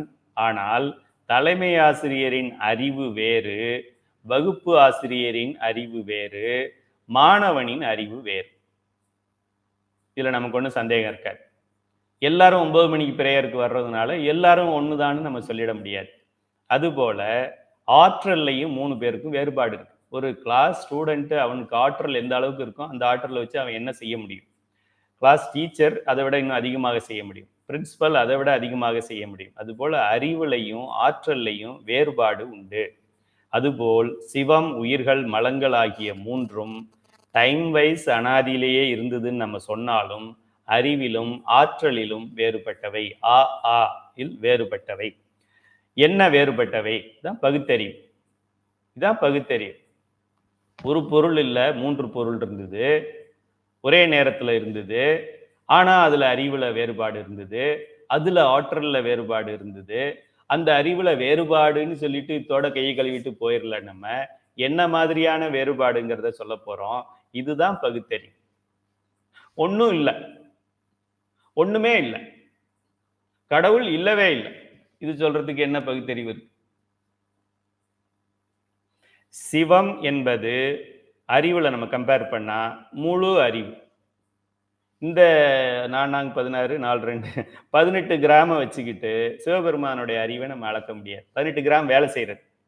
450 கிராம்ல 4% தான் சொல்றாங்க. 4, 5, 8, 10% மேல யாரும் சொல்ல மாட்டாங்க. 10% மேல நம்மளுடைய மூளையை நம்ம பயன்படுத்துறது இல்லை. ஆக இருக்கிறதே 450, அதுல 10%நாலும் 45 கிராம் தான். ஆவரேஜா ஒரு 25 கிராம்னு வச்சுப்போம். இந்த 25 கிராம வச்சுக்கிட்டு சிவபெருமானுக்கு அறிவு இருக்கா இல்லையா? எவ்வளவு பெரிய சிந்தனை பாருங்க. சிவபெருமானுக்கு அறிவு இருக்கா இல்லையா? அவன் கரெக்டா அந்த உலகத்தை நடத்துறானா? அவன் ஏன் திருடுறவனை அவன் இன்னைக்கே அதை பண்ணல? இப்ப இந்த கோர்ட்டுல இந்த மாதிரி சட்டம் இருக்கு, இந்த ஆபீஸ்ல அந்த மாதிரி சட்டம் இருக்கு, சிவபெருமானுடைய இதுல என்ன சட்டம் இருக்கு? இதை வச்சுக்கிட்டு எப்படி நம்ம அதை அளக்க முடியும்? சிவம் என்பது இந்த 3 பொருள்கள்ல ஒண்ணு முழு அறிவு, பூரண அறிவு, பேரறிவு. அது எவ்வளவு அப்படின்னு தெரியாது. நம்ம ஒரு அப்ராக்சிமேட்டா ஒரு மாணவன் 0 மார்க் வாங்குறான், ஒருத்தன் 50% வாங்குறான், ஒருத்தன் 100% வாங்க, 100க்கு 100 வாங்குறான் அப்படின்னா என்ன அர்த்தம்? முழு அறிவுன்னு அர்த்தம். பர்சன்டேஜ் வைஸ் 100% அப்படின்ட்டா என்ன, அவ்வளவுதான், முடிஞ்சு போச்சு. அதுக்கு மேல ஒன்றும் கிடையாது. சிவபெருமான் அப்படின்னா அல்டிமேட் நாலேஜ், சத்து சித்து ஆனந்தம் என்று சொல்லக்கூடியது சிவம். என்ன பெருசோ அது அவர், அவ்வளவுதான். அடுத்தது உயிர்கள் அப்படிங்கிறது அறிவில் சிற்றறிவு உடையவை. குறிச்சுக்கங்க. அது பேரறிவு, இது சிற்றறிவு. அதை பேரறிவுன்னு சொல்லும் போதே சிற்றறிவுன்னு ஒன்று வரப்போகுதுன்னு நம்ம தெரிஞ்சுக்கலாம். இந்த உயிர்கள் சிற்றறிவு உடையவை. சைவ சித்தாந்தம் என்றால் வாழ்க்கை கல்வி என்று பெயர். சைவம்னா வாழ்க்கை, சித்தாந்தம்னா கல்வி. சைவ சித்தாந்தம்னா வாழ்க்கை கல்வி. நான் இது வரைக்கும் நான் நடத்துற பாடத்துல இந்த 60 பக்கத்துல ஒரு பக்கம் கூட உங்களுக்கு சம்பந்தம் இல்லாத பக்கம் இருந்ததுன்னா எல்லாத்தையும் கிழிச்சு தூக்கி போட்டு வேற வேலை பாருங்க. இந்த பக்கம் எனக்கு சம்பந்தம் இல்லை, என்னுடைய வாழ்க்கைக்கும் என்னுடைய உயிருக்கும் என்னுடைய உடலுக்கும் இது சம்பந்தம் இல்லாம இருக்கு அப்படின்னா மொத்தமா இந்த கோர்ஸ்ல இருந்தே டிஸ்கண்டினியூ பண்ணிக்க. ஒரு சிங்கிள் பேஜ் உங்களுக்கு ரிலவெண்ட் இல்லைனாலும் டிஸ்கண்டினியூ பண்ணிக்க. முழுக்க முழுக்க உங்களை பத்தியே படிக்கிற சிலபஸ் இது. உங்களுடைய பயோகிராஃபியை விட பெரிய சிலபஸ். பயோகிராஃபி என்ன பெரிய பயோகிராஃபி? காந்தியோட பயோகிராஃபியை நம்ம பாதி பேர் இன்னும் படிக்கல. நம்ம பயோகிராஃபியாவும் படிக்க போறான். முழுக்க முழுக்க ஒரிஜினல் பயோகிராஃபி இது. இதுல எப்படி உங்களுக்கு சம்பந்தம் இல்லாம போயிட முடியும்? கருது பாருங்க. உயிர்கள் சிற்றறிவு உடையவை. அண்டர்லைன் பண்ணிக்கங்க. நம்ம ஏன் எப்படி இருக்கிறோம்? நம்ம சிற்றறிவு உடையவர்கள். நம்மளுடைய எதிரி ஏன் அப்படி இருக்கான்? அவன் சிற்றறிவு உடையவன். மனிதர்கள் ஏன் சண்டை போட்டுக்கிறாங்க? சிற்றறிவு உடையவர்கள். மாடுகள் ஏன் சண்டை போட்டுக்குது? சிற்றறிவு உடையவர்கள். மனிதன் ஏன் ஆட்டை கொன்னு சாப்பிட்றான்? சிற்றறிவு உடையவர்கள். ஆடு ஏன் இன்னொன்னு சாப்பிடுது? சிற்றறிவு உடையவர்கள். உயிர்கள் சிற்றறிவு உடையவை. ஒரு குணம், ஒரு பேசிக் ரூல். இப்போ சூரியன் கிழக்கில் உதிக்கும் அப்படின்னு சொல்றோம்ல, அதை போய் ஒரு பாடத்துலையும் நம்ம அதை சொல்லிக்கிட்டே இருக்க வேண்டாம். அதுபோல உயிர்கள்னாலே அது சிற்றறிவு உடையவை. அதோட அறிவு நிறை அறிவு கிடையாது அப்படிங்கிறத ஃபண்டமெண்டல் ஆயிடுச்சு. இப்போ சிற்றறிவு உள்ளது நிறை அறிவை போய் எப்படி அளக்க முடியும்? குண்டா வச்சுக்கிட்டு அண்டாவை எப்படி அளக்கிறது? கிருபானந்த வாரியாருடைய சொற்பொழிவு நீ கேட்டீங்கன்னா தெளிவா இருக்கும். அண்டாக்குள்ள குண்டா போகும், குண்டாக்குள்ள அண்டா போவாது. உயிர்கள் சிற்றறிவு உடையது. Point number 1. தினந்தோறும் காலையில எழுந்திரிச்ச உடனே பஞ்சபுராணத்தை பாடிட்டு உயிர்கள் சிற்றறிவு உடையது அப்படின்னு ஒரு தடவை உங்களுக்குள்ளே சொல்லிக்கங்க. முதல் பாயிண்ட். 2வது பாயிண்ட், உயிர்கள் உயிர்கள் உயிர்கள் அறிவித்தால்தான் அறியும். இந்த வகுப்பை ஏன் நாம் எடுக்கின்றோம் என்றால் இந்த ஒரு காரணத்துக்காகத்தான் எடுக்கும். இல்லைன்னா இந்த வேலையை நான் செய்யறதுக்கு பதிலாக வேற ஏதாவது வேலை செய்யலாம். இந்த உயிர்கள் அறிவித்தால்தான் அறியும். பஞ்சபுராணத்துக்கு எதுக்கு நோட்டீஸ் கொடுக்குறோம்? கொடுக்காமலே இருக்கலாமே. அறிவித்தால்தான் அறியும். ஏன் பாட சொல்லி கூப்பிடுறோம்? அறிவித்தால் தான் அறியும். ஏன் மைக்கில் சொல்றோம்? அறிவித்தால் தான் அறியும். இந்த உயிர்கள், உயிர்னா உங்க உயிர் மட்டும், ஏன் உயிர் மட்டும் இல்லை, உயிர்கள் எதெல்லாம் இருக்குதோ 84 லட்சம் யோனி பேதங்கள், ஓரறிவு, ஈரறிவு, 3 அறிவு, 4 அறிவு, 5 அறிவு, 6 அறிவு உடைய உயிர்கள் அனைத்துமே அறிவித்தால் மட்டும்தான் அறியும். ரொம்ப ரொம்ப உலகம் ஏன் தோன்றியது? எந்த சயின்டிஸ்டுகிட்டையும் பதில் கிடையாது. உங்கள்கிட்ட இருக்கு பதில். இப்ப இருக்கு. கையில துரைசாமி ஐயா சொல்லியிருக்கார். உயிர்கள் அனாதியாக இருந்தாலும் அதோடைய அறிவு அறிவித்தால்தான் அறியும். ஆக யாராவது ஒருவர் இந்த உயிருக்கு அறிவிக்க வேண்டும். இந்த உயிரை தவிர மொத்தம் 3 பேர் தான் இங்க இருக்கிறது. அது 3 பேர் இருக்கிறாங்க. 3 பேர்ல ஒரு மாணவனுக்கு மயக்கம் வந்துருச்சு அப்படின்னா இந்த 2 பேர்ல தான் யாராவது ஒருத்தர் காப்பாற்றணும். இந்த 2 பேர்ல காப்பாற்றக்கூடியது யாராக இருக்க முடியும்? என்னுடைய அறிவு சிற்றறிவாக இருக்கின்றது என்றால் இன்னொரு பேரறிவு உடையவன் தான் இதை அறிவிக்க முடியுமே தவிர, இன்னும் 3வதாக நாம் படிக்கின்ற மலங்கள் என்று சொல்லக்கூடியது அறிவு 0. அது உயிரே இல்லை. உயிர் இருந்தா தானே அறிவு வரப்போம். உயிருக்கு அப்புறம் 4 5 தத்துவம், இதுக்கப்புறம் ஒரு 7 தத்துவம், 11 7 12 தத்துவத்தை கூட்டி நான் பின்னாடி தான் அறிவை கூட்ட போறேன். உயிரே இல்லாததுக்கு எதை கூட்டுறது? மெய்கண்டார் சொன்ன மாதிரி தான். நான் பாடம் எடுக்க போறது உயிருக்குள்ள சிவபெருமான் இருக்காருன்னு சொல்ல போறேன்ப்பா. உனக்கு உயிரே இல்லைன்னு நீ நினைக்கிறவன்லாம் வெளியில நில்லு, பாஸ் கேன்சல் பண்ணிக்க சொல்லிட்டு. அது போல இந்த உயிர்கள் அறிவித்தால் தான் அறியும். ஆக உயிர்களுக்கு மீதி இருக்கின்ற 2 பொருள். ஒரு பொருளுடைய குணம் அறிவித்தால் தான் அறியும். ஓகே, இப்போ இன்னும் சரி, யாரு அறிவிக்க முடியும்? ஒருத்தன் பேரறிவாளன் இருக்கிறான், அவன் அறிவிக்கலாம். இன்னொன்னு, இந்த இந்த உயிர் அறிவித்தால் அறியக்கூடிய உயிருக்கு விட அதுக்கு இருக்கிற அறிவும், இருக்கிற கொஞ்ச அறிவும் அல்லது அறியும் தன்மையும் உயிரும் இல்லாத இன்னொரு பொருள் எப்படி இந்த உயிருக்கு அறிவிக்க முடியும்? ஆக சிவபெருமான் தான் அறிவிக்க வேண்டும். வேற யாரும் இல்ல. இருக்கிறது 3 பேரு. ஒருத்தனுக்கு ஃபர்ஸ்ட் எய்ட் பண்ணணும்னா மீதி 2 பேர்ல யாராவது ஒருத்தன் பண்ணணும். ஃபர்ஸ்ட் எய்ட் தெரிஞ்சவன் தான் ஃபர்ஸ்ட் எய்ட் பண்ண முடியும். எனக்கு மயக்கமா இருக்குன்னே இன்னொருத்தனுக்கு தெரியாது அப்படின்னா அவன் எனக்கு எப்படி ஃபர்ஸ்ட் எய்ட் பண்ண முடியும்? அவனுக்கு தான் நான் ஃபர்ஸ்ட் எய்ட் பண்ணணும். இருக்கிற மயக்கத்துல அவனுக்கு ஏதாவது பண்ணணும். ரொம்ப ரொம்ப ரொம்ப ரொம்ப ரொம்ப ரொம்ப ரொம்ப ரொம்ப எளிமையான சப்ஜெக்ட். இது ஏன் புரியலன்னு தெரியல. இந்த உலகத்துல 800 கோடி மக்கள் இருக்காங்கன்னா 799 கோடியே 99,99,999 பேருக்கு இது புரிஞ்சிருக்கணும். ஒரு முட்டாள் இருந்தான்னா பரவாயில்ல. ஏன் இது புரிய மாட்டேங்குதுன்னு தெரியல. உயிர்கள் அறிவித்தால் தான் அறியும். இது 2வது. இன்னொரு குணத்தை பத்தி நம்ம சொல்லியிருக்கோம். இதுல ஒரு பிளஸ் பாயிண்ட் இருக்கு, மைனஸ் பாயிண்ட் இருக்கு. இல்ல மைனஸ் பாயிண்ட் என்ன? உயிர் அறிவித்தால் தான் அறியும். இப்படி நான் சொல்லும்போது என்ன இருக்கு? இந்த உயிருக்கு சொன்னாதான்ப்பா புரியும். நம்ம ஏன் போய் நோட்டீஸ் சொல்லுங்க, கிளாஸ் எடுங்க, நடத்துங்க, பேசுங்க, ஆசிரியர்கள் பயிற்சி கொடுங்க. இந்த உயிரை அறிவித்தால் தான் அறியும். நானே அறிவித்தால் தான் அறிவேன். என்னுடைய குருநாதர் கந்தசாமியை அறிவித்ததால் தான் நான் இதை அறிந்தேன். என்னுடைய குருநாதர் தியாகராசன் ஐயா அறிவித்ததால் நான் இதை அறிந்தேன். என்னுடைய குருமகா சன்னிதானம் 24வது குருமகா சன்னிதானம் அறிவித்ததால் நான் அறிந்தேன். என்னுடைய பள்ளி ஆசிரியர்கள் எனக்கு சொல்லிக் கொடுத்ததால் a+b² = a²+b²+2ab தெரிஞ்சுக்கிட்டேன். என்னுடைய ஆசிரியர் சொல்லிக் கொடுக்கலன்னா நான் எப்படி அறிகிறேன்? நான் அதை அறியறதுக்கு முன்னாடியே என் ஆசிரியருக்கு அறிவு இல்லை, என் ஆசிரியரே இல்லை அப்படின்னு சொன்னாக்க அதெல்லாம் என்ன? அதுக்கு பேர் அறிவா? ரொம்ப ரொம்ப ரொம்ப எளிமையான சப்ஜெக்ட். ஓகே. ஸோ ஒரு பொருள் முழு அறிவு உடையது. அது முழுங்கிறது எவ்வளோன்னே நமக்கு தெரியாது. ஏன்னா நம்மகிட்ட இருக்கிறது கொஞ்சம் தான் இருக்கு. நம்ம சிற்றறிவு உடையவர்கள். சிற்றறிவோட ஒரு பகுதி என்ன அப்படின்னா அறிவித்தால் அறியக்கூடியது. இதுல மைனஸ் என்ன? நெகட்டிவா ஒரே ஸ்டேட்மெண்ட்டை நெகட்டிவா ஒன்று 2 மாதிரியும் சொல்லலாம் இல்லையா? எப்படி சொல்லுவாங்க? ஒரு பாட்டிலில் பாதி பாட்டில் தண்ணி இருக்கு. ஒருத்தர் பார்க்குறவர் என்ன சொல்லுவாரு? அரை பாட்டில் எம்டியா இருக்கு அப்படின்னு சொல்லுவார், காலியா இருக்கு சொல்லுவார். இன்னொருத்தர் அரை பாட்டில்ல தண்ணி இருக்கு சொல்லுவார். ரெண்டும் ஒண்ணுதான். ஒருத்தர் எதையுமே பற்றாக்குறையா பார்க்கிறவரு அரை பாட்டில் காலியா இருக்கு சொல்லுவாரு. இன்னொருத்தர் எதையும் நிறைவா பார்க்கிறவரு அரை பாட்டில் வாழ்க்கையில போதும் என்ற மனநிலை உடையவர் அரை பாட்டில் தண்ணி இருக்கு அப்படின்னு சொல்லுவார். ஆக ஒன்னதான் 2 பேரும் அவங்க கண்ணோட்டத்துல அவங்க பார்க்கறாங்க. இந்த அளவில் இந்த உயிர் அறிவித்தால்தான் அறியும். இதை ஒரு நெகட்டிவ் பாயிண்டா நம்ம வச்சுக்கலாம். இதோட பாசிட்டிவ் பாயிண்ட் என்னன்னு பாருங்க. அதை பாடத்துல யாரும் நடத்த மாட்டாங்க. சைவஸ்தான சுடர்ல அதை அந்த ரகசியத்தை உங்களுக்கு சொல்றேன். உயிர் அறிவித்தால் அறியும். அது ஒரு பெரிய பிளஸ் பாயிண்ட் இல்லையா? இதை விட பெரிய பிளஸ் பாயிண்ட் என்ன வேணும்? ஒரு மாணவன் இருக்கான், சொல்லி கொடுத்தா படிப்பான்.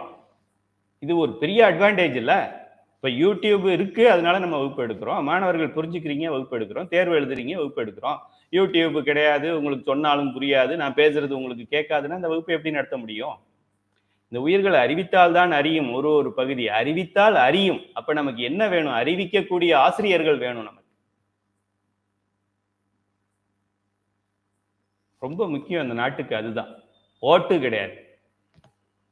நோட்டா கொடுப்பான், நோட்டாவுக்கு போட்டுக்கிட்டு இருப்பான். எவனுக்கு ஓட்டு போட்டு என்ன செஞ்சா? இப்ப நம்ம படிக்கிற சப்ஜெக்ட்ல எவன் சம்மந்தப்பட்டவன்? சிவத்துல சம்மந்தப்பட்டிருக்கானா? உயிரில் சம்மந்தப்பட்டிருக்கான மலத்தை அதிகமாக கூட்டிக்கிட்டே இருக்கான். அவனுக்கு நம்ம நேரத்தை வீணாக்குறோம். கிரிக்கெட்டு ஸ்போர்ட்ஸ்காரன் ஸ்போர்ட்ஸ் வேலையை கரெக்டாக பண்ணி அவன் எவ்வளோ சம்பாதிக்கணுமோ சம்பாதிச்சுக்கிட்டு இருக்கான். நம்ம பணத்தை கொடுத்துட்டு நேரத்தை வீணாக்கிட்டு உட்காந்துருக்கோம். சினிமாக்காரன் யார் எவ்வளோ சம்பாதிக்கணுமோ சம்பாதிச்சுக்கிட்டு இருக்கான். நம்ம பணத்தை கொடுத்துட்டு நேரத்தை வீணாக்கிட்டு உட்காந்துருக்கோம். அரசியல்காரன் கட்சிக்காரன் எவன் எவ்வளோ சம்பாதிக்கணுமோ சம்பாதிச்சுக்கிட்டு இருக்கான். எப்படி இருக்கணுமோ இருந்துக்கிட்டு இருக்கான். நம்ம பணத்தை கொடுத்துட்டு நேரத்தை கொடுத்துட்டு உட்காந்துருக்கோம். ஜாதியை வச்சு பிஸ்னஸ் பண்ணுறவன் அவங்க நல்லா பிஸ்னஸ் பண்ணிக்கிட்டு இருக்கான். நம்ம என்ன பண்ணுறோம்? நம்ம பணத்தை கொடுத்துட்டு நேரத்தை கொடுத்துட்டு உட்காந்துருக்குறோம். இந்த உலகத்தில் அப்போ முட்டாள் வரிசையில் நம்ம முதல் இடத்துல நிற்கிறோம். நம்ம என்ன பண்ணியிருக்கணும்? இதை படிச்சிருந்துருக்கணும். இதை படிக்காமல் வேற எதையோ படிச்சுக்கிட்டு இருக்கோம். எந்த தொகுதியில் எவன் நிற்கிறான், அவனுக்கு எவ்வளோ சொத்து இருக்குது, அவனுக்கு எவ்வளோ கல்யாணம் பண்ணியிருக்காங்க, பொண்டாட்டி என்னாச்சு, 3வது பொண்டாட்டி என்னாச்சு, அதெல்லாம் தெளிவாக தெரியும். உனக்கு உயிர் இருக்காடா தெரியாது. 3 பொருள் இருக்குடா, அது தெரியாது. அதுல ஒரு பொருள் முற்றறிவு உடையதுடா, அது தெரியாது. இன்னொரு பொருள் சிற்றறிவு உடையதுடா, இன்னொரு பொருள் அறிவில்லாததுடா. ரொம்ப சிம்பிளான பாடம். இதை விட எளிமையா இந்த உலகத்துல எப்படி நீங்க சொல்லித்தர முடியும்? ஒண்ணு முற்றறிவு, ஒண்ணு சிற்றறிவு, ஒண்ணு என்ன சொல்றது, 0 அறிவு. அதுக்கு அறிவே கிடையாது. அற்ற அறிவும்பாரு என்னுடைய நண்பர். அற்ற அறிவு, முற்ற அறிவு, சிற்ற அறிவு, அற்ற அறிவு அப்படின்னு சொல்லுவார். இது தெரிஞ்சுக்கிட்டா சைவ சித்தாந்தம் 99% படிச்சாச்சுன்னு அர்த்தம். ஆக இந்த உயிருடைய மைனஸ் பாயிண்டாக நம்ம இதை நினைக்கக்கூடாது. உயிர் அறிவித்தால் தான் அறியும், உயிர் அறிவித்தால் தான் அறியும். எல்லா ஆசிரியர்களும் நாங்கள் இப்படி தான் கிளாஸ் எடுப்போம், அறிவித்தால் தான் அறியும். நீங்கள் அதுக்காக நொந்து போயிடாதீங்க. இதில் இருக்கிற ப்ளஸ் பாயிண்ட் என்ன? அறிவித்தால் அறியும், இது ப்ளஸ் பாயிண்ட். எவ்வளோ பெரிய சைவ சித்தாந்த மேதையாக இருந்தாலும் அடுத்து வரக்கூடிய மலங்களுக்கு போய் வகுப்பு எடுத்தாருன்னா, அவர் மாதாந்திர வகுப்பு எடுத்தாலும், சைவ சித்தாந்த தங்கம் அப்படின்னு அவர் பட்டம் கொடுத்தாலும், மலங்களுக்கு இந்த சேருக்கு இந்த மொபைலுக்கு இதுக்கு நான் எப்படி கிளாஸ் எடுக்கிறது? இதுக்கு எப்படி எடுக்கிறது கிளாஸ்? அறிவித்தாலும் அறியாதது மூன்றாவது பொருள். மொத்தம் 3 பொருள் தான் இருக்கு. ஒரு பொருள் அறிவிக்காமலே அறியும், அதுக்கு எல்லாம் தெரியும், அதை விட்டுரு. அந்த பையன் கிளாஸ்ல ஒரு டீச்சருக்கு 3 மாதிரியான கேட்டகரைஸ் பண்ணுவாங்க ஸ்டூடெண்ட்டை. ஒருத்தன் சொல்லி கொடுக்காமலே படிக்கிறவன் இருப்பான், எப்படி 100க்கு 100 வாங்கிடுவான், ஸ்டேட் ஃபர்ஸ்ட் வந்துடுவான். அதனால அவனை பத்தி கவலைப்பட வேண்டியதில்லை. இன்னொன்னு, அது சொன்னாலும் தேராது, அதனால டயத்தை வேஸ்ட் பண்ண வேண்டிய அவசியம் இல்லை. இன்னொரு பையன் சொல்லி கொடுத்தா படிச்சிருவான், முன்னுக்கு வந்துடுவான். இப்போ ஆசிரியரோட கவனமெல்லாம் அவன் மேலதான் இருக்கும், ஆசிரியரோட கடமையும் அது ஆயிடும். இந்த சிவபெருமானியே நம்மளை விடாம பிடிச்சிக்கிட்டு இருக்காரு அப்படின்னா, இவன் சொல்லி கொடுத்தா புரிஞ்சுக்குவான், அதனால நமக்கு சொல்லி கொடுத்துக்கிட்டே இருக்காரு. மலத்துக்கு அவர் கிளாஸ் எடுக்கிறதே கிடையாது, மலங்களுக்காக அவர் மலத்துக்கு பிறவியை கொடுக்கறதே இல்லை அவர். ஏன்னா அது சொல்லி கொடுக்க முடியாது, உயிரும் இல்லை, சொன்னாலும் புரியாது. ஆக உயிருடைய மைனஸ் பாயிண்ட் அறிவித்தால் அறியும், உயிரோட பிளஸ் பாயிண்ட் அறிவித்தால் அறியும். ஆஹா, அறிவித்தால் அறியும்னா இது ஒரு பெரிய ஆப்பர்ச்சுனிட்டி ஆச்சு. எல்லாருமே கிளாஸ் எடுக்கலாம். என்னுடைய மாணவியெல்லாம் இங்கே இருக்கீங்க, விஜயா கிளாஸ் எடுக்கலாம், யாரு கணேசன் இருக்கீங்க, காஞ்சனா கணேசன் இருக்கீங்க, விஜயா கிளாஸ் எடுக்கலாம், தமேந்தி எடுக்கலாம், சாந்தி எடுக்கலாம், லலிதா லோகநாதன் எடுக்கலாம், அன்பழகன் ஐயா இருக்காங்க, அவங்க பெரிய பேராசிரியர். அவங்க எவ்வளோ பெரிய கடமையும் பொறுப்பையும் சிவபெருமான் நம்ம கொடுத்துருக்கிறாரு, மெய்கண்டார் கொடுத்துருக்காரு. உயிர்கள் அறிவித்தால் அறியுண்டா, நீ அறிவிக்க வேண்டியது உன் கடமைன்னு சொல்லியிருக்காரு. அதனால தான் காசு வாங்காமல் கிளாஸ் எடுக்கும், இல்லைன்னா இதை பிஸ்னஸாக பண்ணுவோம். அது 3 பொருள்களை பற்றி தெரிந்து கொண்டோம். 1/2 மணி நேரம் ஆச்சு. இந்த 3 பொருள்கள் முக்கியம். அது இன்னைக்கு நடத்துகிற பாடம் ரொம்ப ரொம்ப முக்கியம். 3 பொருள்கள் தான் இருக்கின்றது, இருந்தது, இருக்கின்றது. ஒருவேளை 2025க்கு அப்புறம் 4 பொருள் வந்துருமோலாம் நினைக்காதீங்க. இது 27,740 வருஷம் வந்தாலும், 2,40,40,000 கோடி வருஷம்னு வந்தாலும், என்னத்த கணக்கை நீங்க போட்டாலும் அன்றும் இந்த 3 பொருள் தான் இருக்கும், என்றும் இருக்கும், என்றும் இருந்தது, என்றும் இருக்கிறது, என்றும் இருக்கும். ரொம்ப ரொம்ப ரொம்ப ரொம்ப ரொம்ப ரொம்ப சிம்பிளான சப்ஜெக்ட் இது. சப்ஜெக்ட் இந்த செகண்ட் பேட்சுக்கு வேற சப்ஜெக்ட், 3வது பேட்சுக்கு வேற சப்ஜெக்ட் அப்படிலாம் கிடையாது. என்னைக்கு படிச்சாலும் சிவபெருமானே நேரடியாக உங்களை கூப்பிட்டு வகுப்பு எடுத்தாலும் இந்த 3 தவிர வேற ஏதாவது சொல்லியிருந்தாருன்னா எனக்கு சொல்லுங்க. ஒரு காலம் சொல்ல முடியாது. மாணிக்கவாசகருக்கு அருள் செஞ்சார், ஆட்கொண்டார். ஆட்கொண்டார்னா என்ன? பதி, பசு, பாசம் என்று 3 இருக்குன்னு சொல்லியிருப்பார். இதை தவிர வேற எதுவும் அவரால் சொல்ல முடியாது. அவருக்கே தெரியாது இதுக்கு மேல. இருக்கிறது அவ்வளவுதான். ரொம்ப சிம்பிளான சப்ஜெக்ட். சிவபெருமானுக்கு என்ன தெரியுமோ அது நமக்கும் தெரியும். சிவபெருமான் எப்ப பிறந்தாரோ அப்ப நம்மளும் பிறந்திருக்கிறோம். சிவபெருமான் எப்ப அழிவாரோ அப்பதான் நம்மளும் அழிவோம். இப்ப அவர் அழிய மாட்டாருன்னா நம்மளையும் அழிக்க முடியாது. அவர் அழிவார்னா அவர் அழியும் போது நம்ம அழிவோம். எவ்வளவு பெரிய ஆளுங்க நம்ம ஏதோ பெரிய யூஸ்லெஸ் ஃபெல்லோன்னு நினைச்சுக்கிட்டு இருக்கிறீங்க. அதுதான் பேசிக் ப்ராப்ளம். அவர் யூஸ்லெஸ் ஃபெல்லோ அப்படின்னு நினைச்சுக்கிட்டு இருக்கீங்க. மனிதனா பிறந்துட்டாலே அது யூஸ்ஃபுல் ஃபெல்லோன்னு அர்த்தம். அதுக்கப்புறம் எப்படி யூஸ்லெஸ் வர வேண்டும்? நீங்க யூஸ் பண்ணாத ஃபெல்லோ அப்படி சொல்லணும். யூஸ் பண்ணாத ஃபெல்லோன்னு வேணா சொல்லிக்கலாமே தவிர யூஸ்லெஸ் ஃபெல்லோன்னு சொல்லக்கூடாது. மாத்திக்கங்க இனிமே ஸ்டேட்மெண்ட். ஆக அறிவித்தால் அறியும் ஒரு பிளஸ் பாயிண்ட். அன்பழகன் ஐயா தெரிஞ்சுக்கங்க, உயிர்கள் அறிவித்தால் அறியும். இது போருமே நமக்கு. தீக்குச்சி இருக்கு, பேப்பர் இருக்கு, இது இருக்கு, கேம்ஃபயர் இருக்கு, சூடா இருக்கு, பத்த வச்சா பத்தும். இது பத்தாதா நமக்கு? மேட்ச் பாக்ஸ் கொடுத்துருக்கு, கேம்ஃபயர் கொடுத்துருக்குது, இதை பத்த வச்சா பத்தும். இதை விட வேற என்ன வேணும் நமக்கு? பத்த வச்சாலும் பத்தாது அப்படிங்கிறத வச்சுக்கிட்டு நம்ம ஒன்றும் பண்ண முடியாது. டாக்டர்ஸ் நீங்க போயிட்டு ஏதாவது இதுக்கு எமர்ஜென்சியில கொண்டு போய் சேர்த்தீங்கன்னா, அங்கே கையை வச்சு பார்த்துட்டு, இங்கே வச்சு பார்த்துட்டு எடுத்துட்டு போங்கன்னு சொல்லுவார். அதுக்கப்புறம் என்ன சொல்ல முடியும் அவரு? இது என்ன பண்ணாலும் ஒன்றும் ஆகாது, முடிஞ்சு போன கதை அப்படின்னு சொல்லிடுவார். அதுபோல அறிவித்தால் அறியும் என்பது உயிருடைய பிளஸ் பாயிண்ட். அறிவித்தால் தான் அறியும் அப்படிங்கிறது உயிரோட மைனஸ் பாயிண்டா வாத்தியார்கள் பாடம் நடத்துறோம், என்னையும் சேர்த்து சொல்றேன். ஆனால் அறிவித்தால் அறியும் அப்படிங்கிறது ஒரு ஆப்பர்ச்சுனிட்டி. சரி, சொன்னால்தான் தெரியும், விட்டு விட்டு அறியும். போன வகுப்பை பத்தி ஏன் இந்த வகுப்புல சொல்றோம்னா, போன வகுப்புல சொன்னது இந்த வகுப்புல மறந்து போயிடும்.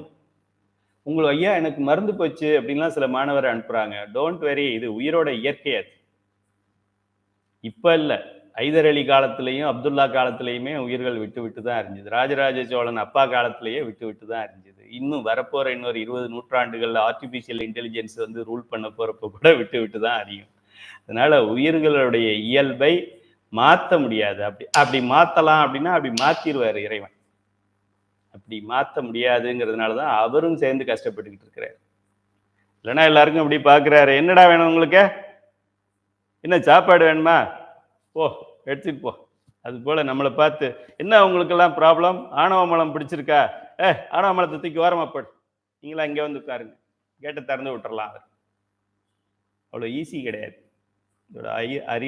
அறிவித்தால் தான் அறியும், அனுபவத்தால் தான் அறியும், சொன்னால் தான் அறியும், விட்டு விட்டு அறியும், மறந்து மறந்து போகும். உலகத்தில் இருக்கின்ற அத்துணை சப்ஜெக்டும் நமக்கு மறக்காது. சைவ சித்தாந்தம் பாடம், திருமுறையில இருக்கிற பாடல், இது ரெண்டு மட்டும் மறந்து மறந்து போயிடுது. ஒரு ஐயா சொல்றாங்க, இந்த பஞ்ச புராணம் என் தலையில ஏறவே மாட்டேங்குது அப்படிங்கிறாங்க. பெரிய இன்ஜினியர், அவங்க பிஹெச்எல்ல இன்ஜினியரா இருந்தவங்க, ரிட்டையர் ஆயிருக்காங்க. அவங்க பெரிய இந்த ஐயா ஒரு ரிப்போர்ட் கொடுத்தாங்கன்னா அதை எவனும் கேள்வியே கேட்க மாட்டான். அவ்வளோ பெரிய கிரேட் பர்சன். பஞ்சபுராணம் ஏற மாட்டேங்குது அப்படின்னு சொன்னாங்க. அதுபோல விட்டு விட்டுத்தான் அறியும் உயிரோட இயல்பு. அப்ப நம்ம திரும்ப திரும்ப ரிமைண்டர் பண்ணிக்கிட்டே இருக்கணும். ஏன் வார வாரம் கிளாஸ் நடத்துறீங்க, ஏன் முதல் அழகை பத்தி சொல்றீங்க, ஏன் முந்தின பாடத்தை பத்தி சொல்றீங்கன்னா அப்படி சொன்னாதான் தெரியும் அப்படின்னு உயிருக்கே தெரியும். உயிரோட இயல்பு. மூன்றாவது, அறிவே இல்லாத பொருள். இதை பத்தி அதிகமா பேச வேண்டியதில்லை, அதனாலதான் நம்மளை பத்தி ரொம்ப நேரம் பேசினேன். அறிவில்லாத ஜட பொருள்கள், இதுக்கு அறிவு கிடையாது, இதுக்கு அறிவு கிடையாது. நான் தொடர்றதுல நல்ல பொருளா இருக்கு, அதனால இதுக்கு அறிவு கிடையாது, இதுக்கு அறிவு கிடையாது. எதுக்கெல்லாம் உயிர் கிடையாது அதுக்கு அறிவு கிடையாது. இது என்ன இருக்கு, பெரிய பாடமா அது? மலங்கள் அறிவு இல்லாதது, இதுன்னு நோட் பண்ணிக்கணுமா? உயிர் இல்லை, அதனால அறிவை சேர்க்க முடியாது. நமக்கு உயிர் இருக்கு, நம்மளும் அறிவில்லாதது மாதிரி இருக்கிறோம், அதனால சிவபெருமான் நடுவுல வர்றார். சொல்லி கொடுத்தா புரிஞ்சுக்குவான், ஆனா இவனும் சொல்லி கொடுத்தா புரியாத பொருள் மாதிரியே இருக்கிறானே அப்படிங்கிறதுனால அவருடைய கருணையை வெளிப்படுத்துகிறார். மலங்களை முத்தி கொடுக்க, அது அவர் ட்ரை பண்ணவே மாட்டார். ஏன்னா மலங்களுக்கு முத்தி கொடுக்க முடியாது, பூமிக்கு முத்தி கொடுக்க முடியாது, மண்ணுக்கு கொடுக்க முடியாது, காற்றுக்கு கொடுக்க முடியாது, ஆகாயத்துக்கு கொடுக்க முடியாது, நெருப்புக்கு கொடுக்க முடியாது, ஒன்னுத்துக்கும் கொடுக்க முடியாது. எதுக்கு கொடுக்கலாம்? உயிர்களுக்கு கொடுக்கலாம். அதனாலதான் அதை சுத்தி சுத்தி சுத்தி வர, நம்ம சுத்தி சுத்தி சுத்தி சுத்தி வர வர வர சாதல் பிறப்பென்னும் தடஞ்சுழியில் தடுமாறி. சாதல் பிறப்பு, சாதல் பிறப்பு, சாதல் பிறப்பு என்னும் தடஞ்சுழியில் தடுமாறி. டர்புலன்ஸ்ல போய் இந்த எப்படி இந்த நீர் டர்புலன்ஸ்ல மாட்டிக்குதோ, காத்து சூறாவளி காத்துல எப்படி பொருள்கள் சுத்தி சுத்தி வருதோ, அது போல நம்ம இந்த பிறவியில சுத்தி கொண்டே இருக்கின்றோம். இது வரைக்கும் தான் சுத்தணும். இப்ப நல்ல பாடத்துக்கு வந்துட்டோம், இனிமே சுத்த வேண்டிய அவசியம் இல்லை. அறிவே இல்லாதது மலங்கள், அறிவித்தாலும் அறியாதது உயிர் இல்லாத ஜடப்பொருள்கள். ரொம்ப சிம்பிளான சப்ஜெக்ட். ஒன்று 100%, ஒன்று 0%, ஒன்று நடுவுல இருக்கு. நடுவுல எல்லாம் 50% இருந்துச்சுன்னா சிவபெருமான் ஒரே கப்பை கொடுத்து எல்லாரும் இந்த பாடத்தை படிங்க, நாளைக்கு படிச்சுட்டு வாங்கன்னு சொல்லி முடிச்சிருவார். அது 50% இல்லை, ஒன்று 0.5% இருக்கு, ஒன்று 5 இருக்கு, 10 இருக்கு, 20 இருக்கு, 99 இருக்கு. அது நம்ம கரெக்டா சொல்ல முடியாது. ஆனால் குறை அறிவு அப்படிங்கிறது தெரியும். இந்த அறிவு அரைக்குடம் அப்படிங்கிறது மட்டும் நமக்கு தெரியும்.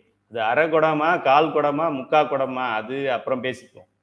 இது மூணு உங்களுக்கு புரிஞ்சிருச்சுன்னாக்க வேற எல்லாம் சைவ சித்தாந்த பாடமே உங்களுக்கு புரிஞ்சிட்டதா அர்த்தம். ஆக சுருக்கமாக சிவம் முழு அறிவு கொண்டது, உயிர்கள் முழு அறியும் திறன் கொண்டிருக்கின்றது. யாராவது அறிவித்தால் அறியும். மூன்றாவது மலங்களாகிய ஜட பொருள்கள், உயிரில்லாத பொருள்கள். அவை உயிர் இல்லை என்பதால் அதுக்கு அறிவித்தாலும் அறியாது. இந்த மலங்கள் ஆகிய மலம் மலம் மலம்னு இப்ப நம்ம சொல்றதுல 3 வெரைட்டி இருக்கு. அதுல 3 பாகமா இருக்கு. மொத்தமா சேர்த்து ஒரு பொருள் சொல்றோம். மாணவர்கள்னு சொல்றோம். அப்புறமா மாணவர்கள், மாணவிகள் அப்படி பிரிக்கிறோம். அப்புறம் நல்லா படிக்கிற மாணவர்கள், சுமாரா படிக்கிற மாணவர்கள். அது போல மலம் மலம் மலம் அப்படின்னு இது வரைக்கும் நம்ம சொன்னாலும் அந்த மலத்தில் 3 இருக்கின்றது. இதுக்கு பேர் பகுத்தறிவுன்னு பேரு. பகுத்து அறியறது தானே பகுத்தறிவு. இல்லைன்னு சொல்றது எப்படி அறிவாக முடியும்? மலங்களை ஆணவ மலம், கண்ம மலம், மாயை மலம் அல்லது மாயா என்று 3 வகையாக பிரிக்கலாம். இங்கே ஆணவ மலத்தை பற்றி பார்ப்போம். மலத்துல ஒரு மலத்தை பற்றி முதல் மலமாகிய ஆணவ மலம் அப்படிங்கிறத பற்றி பார்ப்போம். மற்ற 2 வகை மலங்களை பின்னர் பார்ப்போம். இப்போ நம்ம பேசுறது மலம் மலம்னு பேசுறது இந்த சாப்டர்ல நம்ம பேசுறது ஆணவ மலத்தை பற்றி பேச போறோம். ஈஸியா தானே இருக்கு. மற்ற 2 மலத்தை அப்புறம் பேசுவோம்னு சொல்லியாச்சு. அறிவில்லாத இந்த ஆணவ மலம், அறிவில்லாததுன்னு உங்களுக்கு தெரியும். ஏன்னா உயிர் இல்லை, அதனால அறிவு இருக்க சான்ஸே கிடையாது. அறிவில்லாத இந்த ஆணவ மலம் அறிவித்தால் அறியக்கூடிய உயிர்களின் திறனை மறைத்து இருக்கின்றது. இப்போ நம்ம மிரர்ல டஸ்ட் இருக்கு. இது டஸ்டோட ஃபால்ட்டா, உயிரோட ஃபால்ட்டா? கண்ணாடியில தூசி இருக்கு, என்ன பண்றது? தூசி இருக்கு, தொடச்சா சரியா இருக்கு, அவ்வளவுதான். தூசை கோச்சிக்கிட்டு என்ன பண்றது? அந்த டஸ்ட்டை கோச்சிக்கிட்டு டஸ்ட் உனக்கு அறிவு இல்ல, முட்டாள், இடியட், நான்சென்ஸ் அப்படி சொன்னா என்ன பண்ணும்? நீ நான்சென்ஸ்ன்னு சொன்னாலும் ஃபுல் சென்ஸ்ன்னு சொன்னாலும் அது அப்படிதான் இருக்கு போகுது. கேட்குற திறனே அது கிடையாது, உயிரே கிடையாது. ஆக இந்த டஸ்ட் ஆனது என்னுடைய கிளாஸை மறைத்து இருக்கிறது. இது கிளாஸோட தவறா, டஸ்டோட தவறா? ரெண்டோட தவறும் இல்லை. ஆக இது அனாதியில எப்போ எவ்வளவு நாளா மறைச்சிருக்கு? இது ஆரம்பத்துல இருந்தே மறைச்சிருக்கு. அனாதி என்று சொல்லுகிறோமே, தொடக்கமற்ற நிலையிலேயே மறைச்சுதான் இருந்தது. எவ்வளோ ஆத்தென்டிக்கா நம்மளுடைய அருளாளர்கள் சொல்றாங்க பாருங்க. இந்த பிளானட்டுங்கிறது 9 கோள்கள் தானா, இன்னும் அதிகமா இருக்கான்னு சொல்ல முடியாத சயின்டிஸ்ட் இருக்கிற காலத்துல இது அனாதியிலேயே மறைத்தே இருந்தது அப்படின்னு இப்பவே சொல்றாங்க. அப்படின்னா எவ்வளவு பெரிய சயின்டிஸ்டா இவங்க இருக்கணும் அப்படிங்கிறத நம்ம தெரிஞ்சுக்கிறோம். சரி, அறிவு இல்லாத இந்த ஆணவ மலம் அறிவித்தால் அறியக்கூடிய உயிர்களின் அறியும் திறனை அண்டர்லைன் பண்ணிக்கங்க. அறியும் திறனை மறைத்து உயிர்களையும் அறிவற்ற பொருள் போல் வைத்துள்ளது. அறியும் திறனை மறைச்சாச்சு அப்படின்னா அது அறிய முடியாத பொருளுக்கு சமம் தானே. இப்ப நம்ம தூங்கும் போது என்ன போன மாதிரி தானே கிடக்குறோம். தூங்கும்போது கண்ணு தெரியுதா? நமக்கு தெரிய மாட்டேங்குது இல்லையா? அது போல இந்த அறிவு மறைக்கப்பட்டு இருக்கிறதால், கண்ணு மூடி இருக்கிறதால் கண்ணு வெளியில தெரியல, கண்ணை திறந்தா தெரியுது. அது போல இது அறிவுள்ள அறியக்கூடிய பொருள் இந்த அறியும் திறனையே அந்த அந்த விதை முளைக்கிறதையே மறைக்கப்பட்டு இருக்குது அப்படின்னாக்க அது என்ன பண்ணும்? அதுவும் ஒரு ஜட பொருள் மாதிரியே கிடக்குது. அதாவது உயிர்களுக்கு அறியும் திறன் இருந்தும் அது மறைக்கப்பட்டுள்ளதால் அறிவற்ற நிலையில் உயிர்கள் ஒரு வார்த்தையை கூட இதுல நீங்க மிஸ் பண்ண முடியாது. அதாவது ஒரு வார்த்தையை மிஸ் பண்ணிட்டீங்கன்னா பாடம் புரியாது. உயிர்களுக்கு அறியும் திறன் இருந்தும், அறிவித்தால் அறியக்கூடிய தன்மை இருந்தும் அந்த தன்மை மறைக்கப்பட்டிருக்கின்றதால் அறிவற்ற நிலையில் உயிர்கள் உள்ளது. ஒன்லி மறைப்பு தான். இதுக்குத்தான் அம்பாளை மறைப்பு ஆற்றலாக செயல்படுத்துகின்றார் பெருமான். ஏன்னா நமச்சிவாயத்தில் என்கின்ற திரோதான சக்தி மறைப்பு ஆற்றல்னு சொல்கின்றோமே, மறைச்சிருக்கிறது தான் ப்ராப்ளம்னா முள்ளால தானே எடுக்கணும். அதனால மறைப்பை நீக்கிற வரைக்கும் அவ திரோதான சக்தியாக மறைக்கும் சக்தியாக செயல்பட்டுட்டு மறைப்பு நீங்கி விட்டது அப்படின்ன பின்னாடி அருள் சக்தி ஆகிடுவார். அருமையான பாடம், எளிமையான பாடம். உதாரணமாக ஒரு பள்ளியில் படிக்காமல் மக்காக ஒழுங்கினமாக இருக்கும் ஒரு மாணவன் சுமாராக படிக்கும் மற்ற மாணவர்களையும் படிக்க விடாமல் கெடுத்து அவர்களையும் மக்காக ஆக்குவது போன்றது ஆணவ மலத்தின் மறைப்பு. இது ஒரு உதாரணத்துக்காக சொல்லியிருக்கேன். முதிர்ந்த மாணவர்கள் இதை ஒரு கான்செப்டா எடுத்துக்காதீங்க. இப்போ நான் என்ன சொல்றேன், ஒரு வகுப்புல பாக்குறோம், ஒரு வகுப்புல வந்து சில பசங்க ரவுடி பசங்க இருப்பானுங்க, யூஸ்லெஸ் இருப்பாங்க. அப்பா சம்பாதிச்சு வச்சிருப்பாரு, அதான் ப்ராப்ளம். வேற என்ன ப்ராப்ளம்? ஏன் அவன் இப்படி இருக்கான்? அவங்க அப்பா சம்பாதிச்சு வச்சிருக்காரு. அவரு வாயை கட்டி வயித்த கட்டி கார்ல போறதுக்கு பதிலா பஸ்ல போயிட்டு, பஸ்ல போறதுக்கு பதிலா நடந்தே போயிட்டு ரூ. 6 ரூ. 10 ரூ. 200 மிச்சப்படுத்தி இந்த பிள்ளைக்கு சொத்து சேர்த்து வச்சிருப்பார். அடுத்து அவன் படிக்க மாட்டான். படிக்கிறதுக்கு மட்டும் சொத்து சேர்த்தா போதும். அதுக்கப்புறம் அவனை சேர்த்துக்க சொல்லுங்க. நீங்க தானே சேர்த்தீங்க. என் பிள்ளைங்களுக்கு மட்டும் நீங்க சேர்த்து வைக்கணும். சேர்த்து வச்சா படிக்காம போயிடும். 90% 10% அதை பெருசாக்குவாங்க. அது வேற விஷயம். உதாரணமாக ஒரு பள்ளியில் படிக்காம மக்கா இருக்கிறவன் அவனுக்கு வந்து அவனை மாதிரியே எல்லாரையும் ஆக்கணுங்கிறது அவனுடைய குறிக்கோள். சைவ சித்தாந்த ஆசிரியர்கள் தனக்கு தெரிஞ்ச அறிவை மற்றவர்களுக்கு கொடுக்கணும்னு நினைப்பாங்க. மக்கா இருக்கிறவன் என்ன பண்ணுவான், மற்றவனையும் மக்கா ஆக்குவான். அவனை கூட்டிட்டு போய் ஒரே ஒரு தடவை ஸ்மோக் பண்ணிப்பாரு, ஒன்றும் ஆகாது, நார்மல். எல்லா படத்துலையும் எல்லாரும் ஸ்மோக் பண்றான்ல, நல்லா ஃபுல்லா ஸ்மோக் பண்ணலாம்.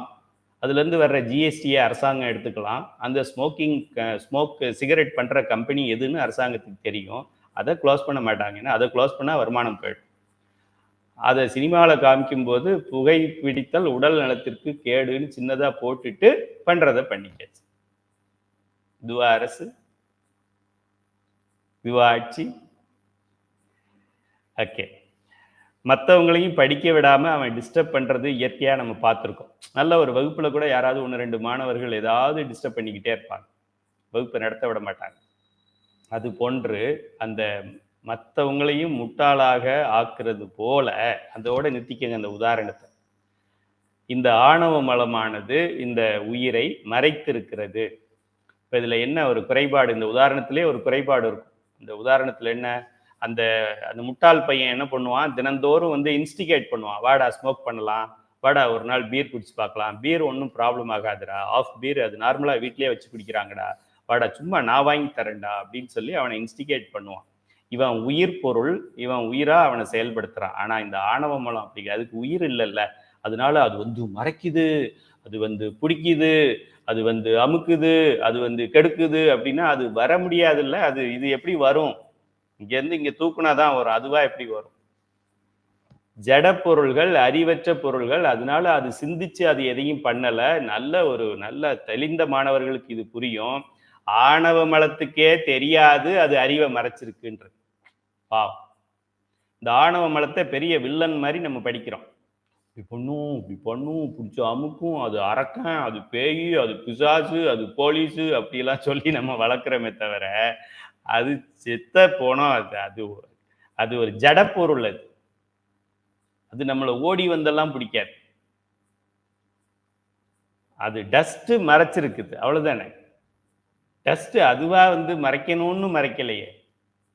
என் கண்ணாடியில் இருக்கிற டஸ்ட் என்னுடைய கண்ணாடியை மறைக்கணும் என்று அது மறைக்கலையே. அதுக்கே இப்ப கூட தெரியாது அது என் கண்ணாடியை மறைச்சிருக்கு, அதனால நான் பாதிக்கப்படுறேன் அப்படிங்கிறது அதுக்கு தெரியாது. இப்போ ஆணவ மலத்து மேல நம்ம கோபப்பட்டு பிரயோஜனம் கிடையாது. ஆணவ மலத்து மேல நம்ம அன்பை காட்டணும். அது பாட்டுக்கு விளக்கி விட்டா போயிட போகுது. கூப்பிட்டுக்கிட்டா நல்லா இன்னும் ஜன்னல்லாம் திறந்து வச்சு அந்த பக்கம் டஸ்ட் வேற இடத்துல இதை வச்சிருந்தேன், ரோட்ல அப்படியே போறேன் அப்படின்னா இன்னும் டஸ்ட் அதிகமா வரும். நல்லா கிளீன் பண்ணிட்டு டஸ்ட் ப்ரூஃப் ஏரியால ஏர் கண்டிஷனர் ரூம்ல இருந்தேன்னா டஸ்ட் வராது. பாவம், அது உயிரற்ற பொருள். அதனால இப்ப நம்ம அந்த உதாரணத்துல எல்லாம் சொல்லும்போது, இந்த கெட்டுப்போன மாணவன் நல்ல மாணவனை பிடிச்சி இழுத்து கெடுத்துருவான் அப்படின்னாக்க சும்மா சொல்றோம் புரிஞ்சுக்கிறதுக்காக.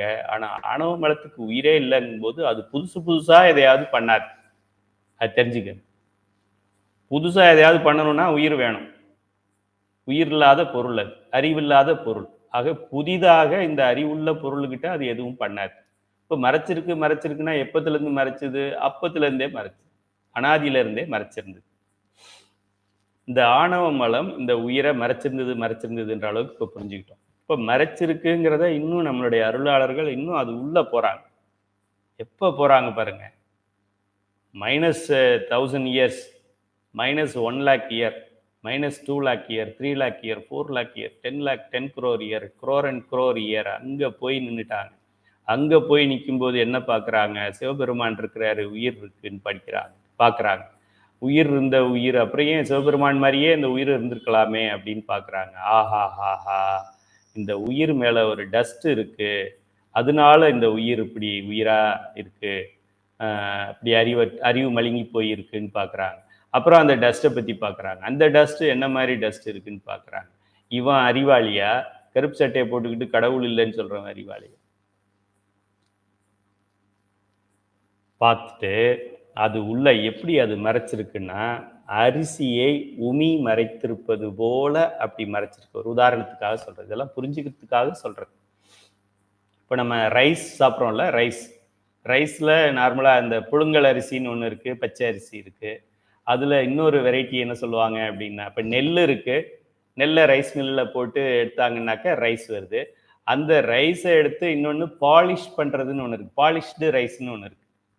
Polished rice. இப்போ நம்ம அதைத்தான் விரும்பி சாப்பிட்றோம். ஏன்னா அப்படியே சாதம் வெள்ளையா அப்படியே மல்லிகைப்பூ மாதிரி இருக்கும் அப்படின்னு சொன்னால் என்ன அர்த்தம்?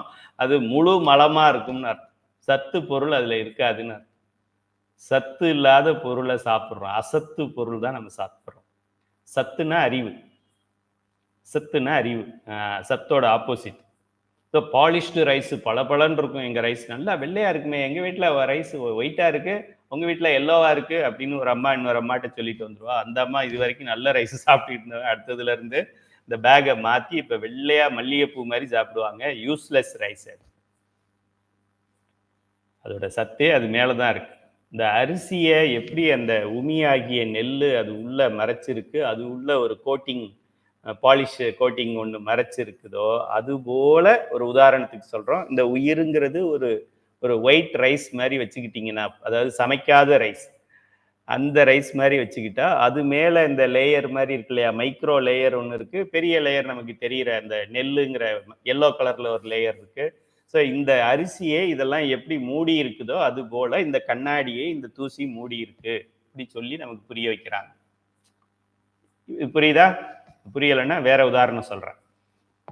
நல்ல குளத்து நீர், குளம் பார்க்குறோம் இல்லையா, பாண்ட், அங்கே வந்து பாசி மறைச்சிருக்கும். சில குளத்தெல்லாம் ரொம்ப நாள் யூஸ் ஆகாத ஒரு குளத்துல பார்த்தா கிரீன் கலர்ல தெரியும். இந்த கிரீன்ல வந்து பாசின்னு பேர். அந்த பாசி வளர்ந்து இருக்கிறதுனால கீழே இருக்கிற தண்ணி நல்லா இருந்தாலும் மேலே இந்த பாசி இருக்கிறதுனால அது கிரீன் கலராக தெரியும். இது போல் அந்த நீரை, நல்ல ஒயிட் நீரை பச்சை பாசி மறைத்து பார்க்கறதுக்கு பச்சை நீர் மாதிரியே காமிக்குதே, அதுபோல இந்த நல்ல உயிரை, நல்ல உயிரின் அறிவை, உயிரைன்னு சொல்றதை விட உயிரின் அறியும் திறனை, அறிவெல்லாம் இனிமே தான் கூட்ட போகிறோம், அறியும் திறனை இந்த லேயர் ஆகிய பாசி கிரீன் பாசம் மறைத்திருப்பதால், பாசம் எங்க பிடிச்சிருக்கு பாருங்க. நமக்கு இப்பதான் ஏதோ பிள்ளைகிட்ட பாசம், அம்மா கிட்ட பாசம், மனைவி கிட்ட பாசம், கணவன்கிட்ட பாசம் சொல்றோம். இந்த பாசம் எங்க பிடிச்ச பாசம்? அந்த பாசத்தை விளக்குறதுக்கு தான் பிறவி. இதுல புது பாசத்தை நம்ம கத்துக்கிட்டு இருக்கிறோம். குளத்து நீரை பாசி மறைத்திருப்பது போல உயிரை இந்த டஸ்ட், ஆணவம் மறைத்திருக்கின்றது. இப்படியும் நமக்கு சொல்லி பார்க்கறாங்க. புரியுதான்னு சொல்லி. சரி, இன்னொரு உதாரணம் சொல்றாங்க. செம்பு பாத்திரத்தில் களிம்பு கலந்திருப்பது போல. இப்போ பியூர் காப்பர் சொல்றோம், தாமிரம் அதெல்லாம் சொல்றோமே, அது இப்போ நம்ம அந்த வெசல்ஸ் எல்லாம் வச்சோம்னாக்க கொஞ்ச நேரத்தில் அது கருப்பாயிடும். கருப்பு எதனால ஆகுது? ஆக்சிடேஷன் சொல்லுவோம். அது காத்துல ஆக்சிஜன் இருக்கு, அந்த ஆக்சிஜன் இந்த காப்பர்ல Cu + O2 = CuO2 ஆயிடும், காப்பர் ஆக்சைடு ஆயிடும். காப்பர் ஆக்சைடு கருப்பு கலர்ல இருக்கும். ஸோ நல்லா நீங்கள் பாலிஷ் போட்டு எலுமிச்சம்பழத்தை போட்டு நல்லா தேய்ச்சி பளபளன்னு வச்சிருந்தாலும் 3 நாள் கழிச்சு கருப்பாயிடும். அது இப்போ அது எங்கேருந்து வந்தது? ஓகே, ஆக்சிஜன் பட்டுச்சு. ஆக்சிஜன் பட்டது, ஆக்சிஜன் எல்லாத்துலேயும் தான் படுது, ஏன் கருப்பாகிறது இல்லை? எல்லாம் அது மட்டும் ஏன் கருப்பாகுது?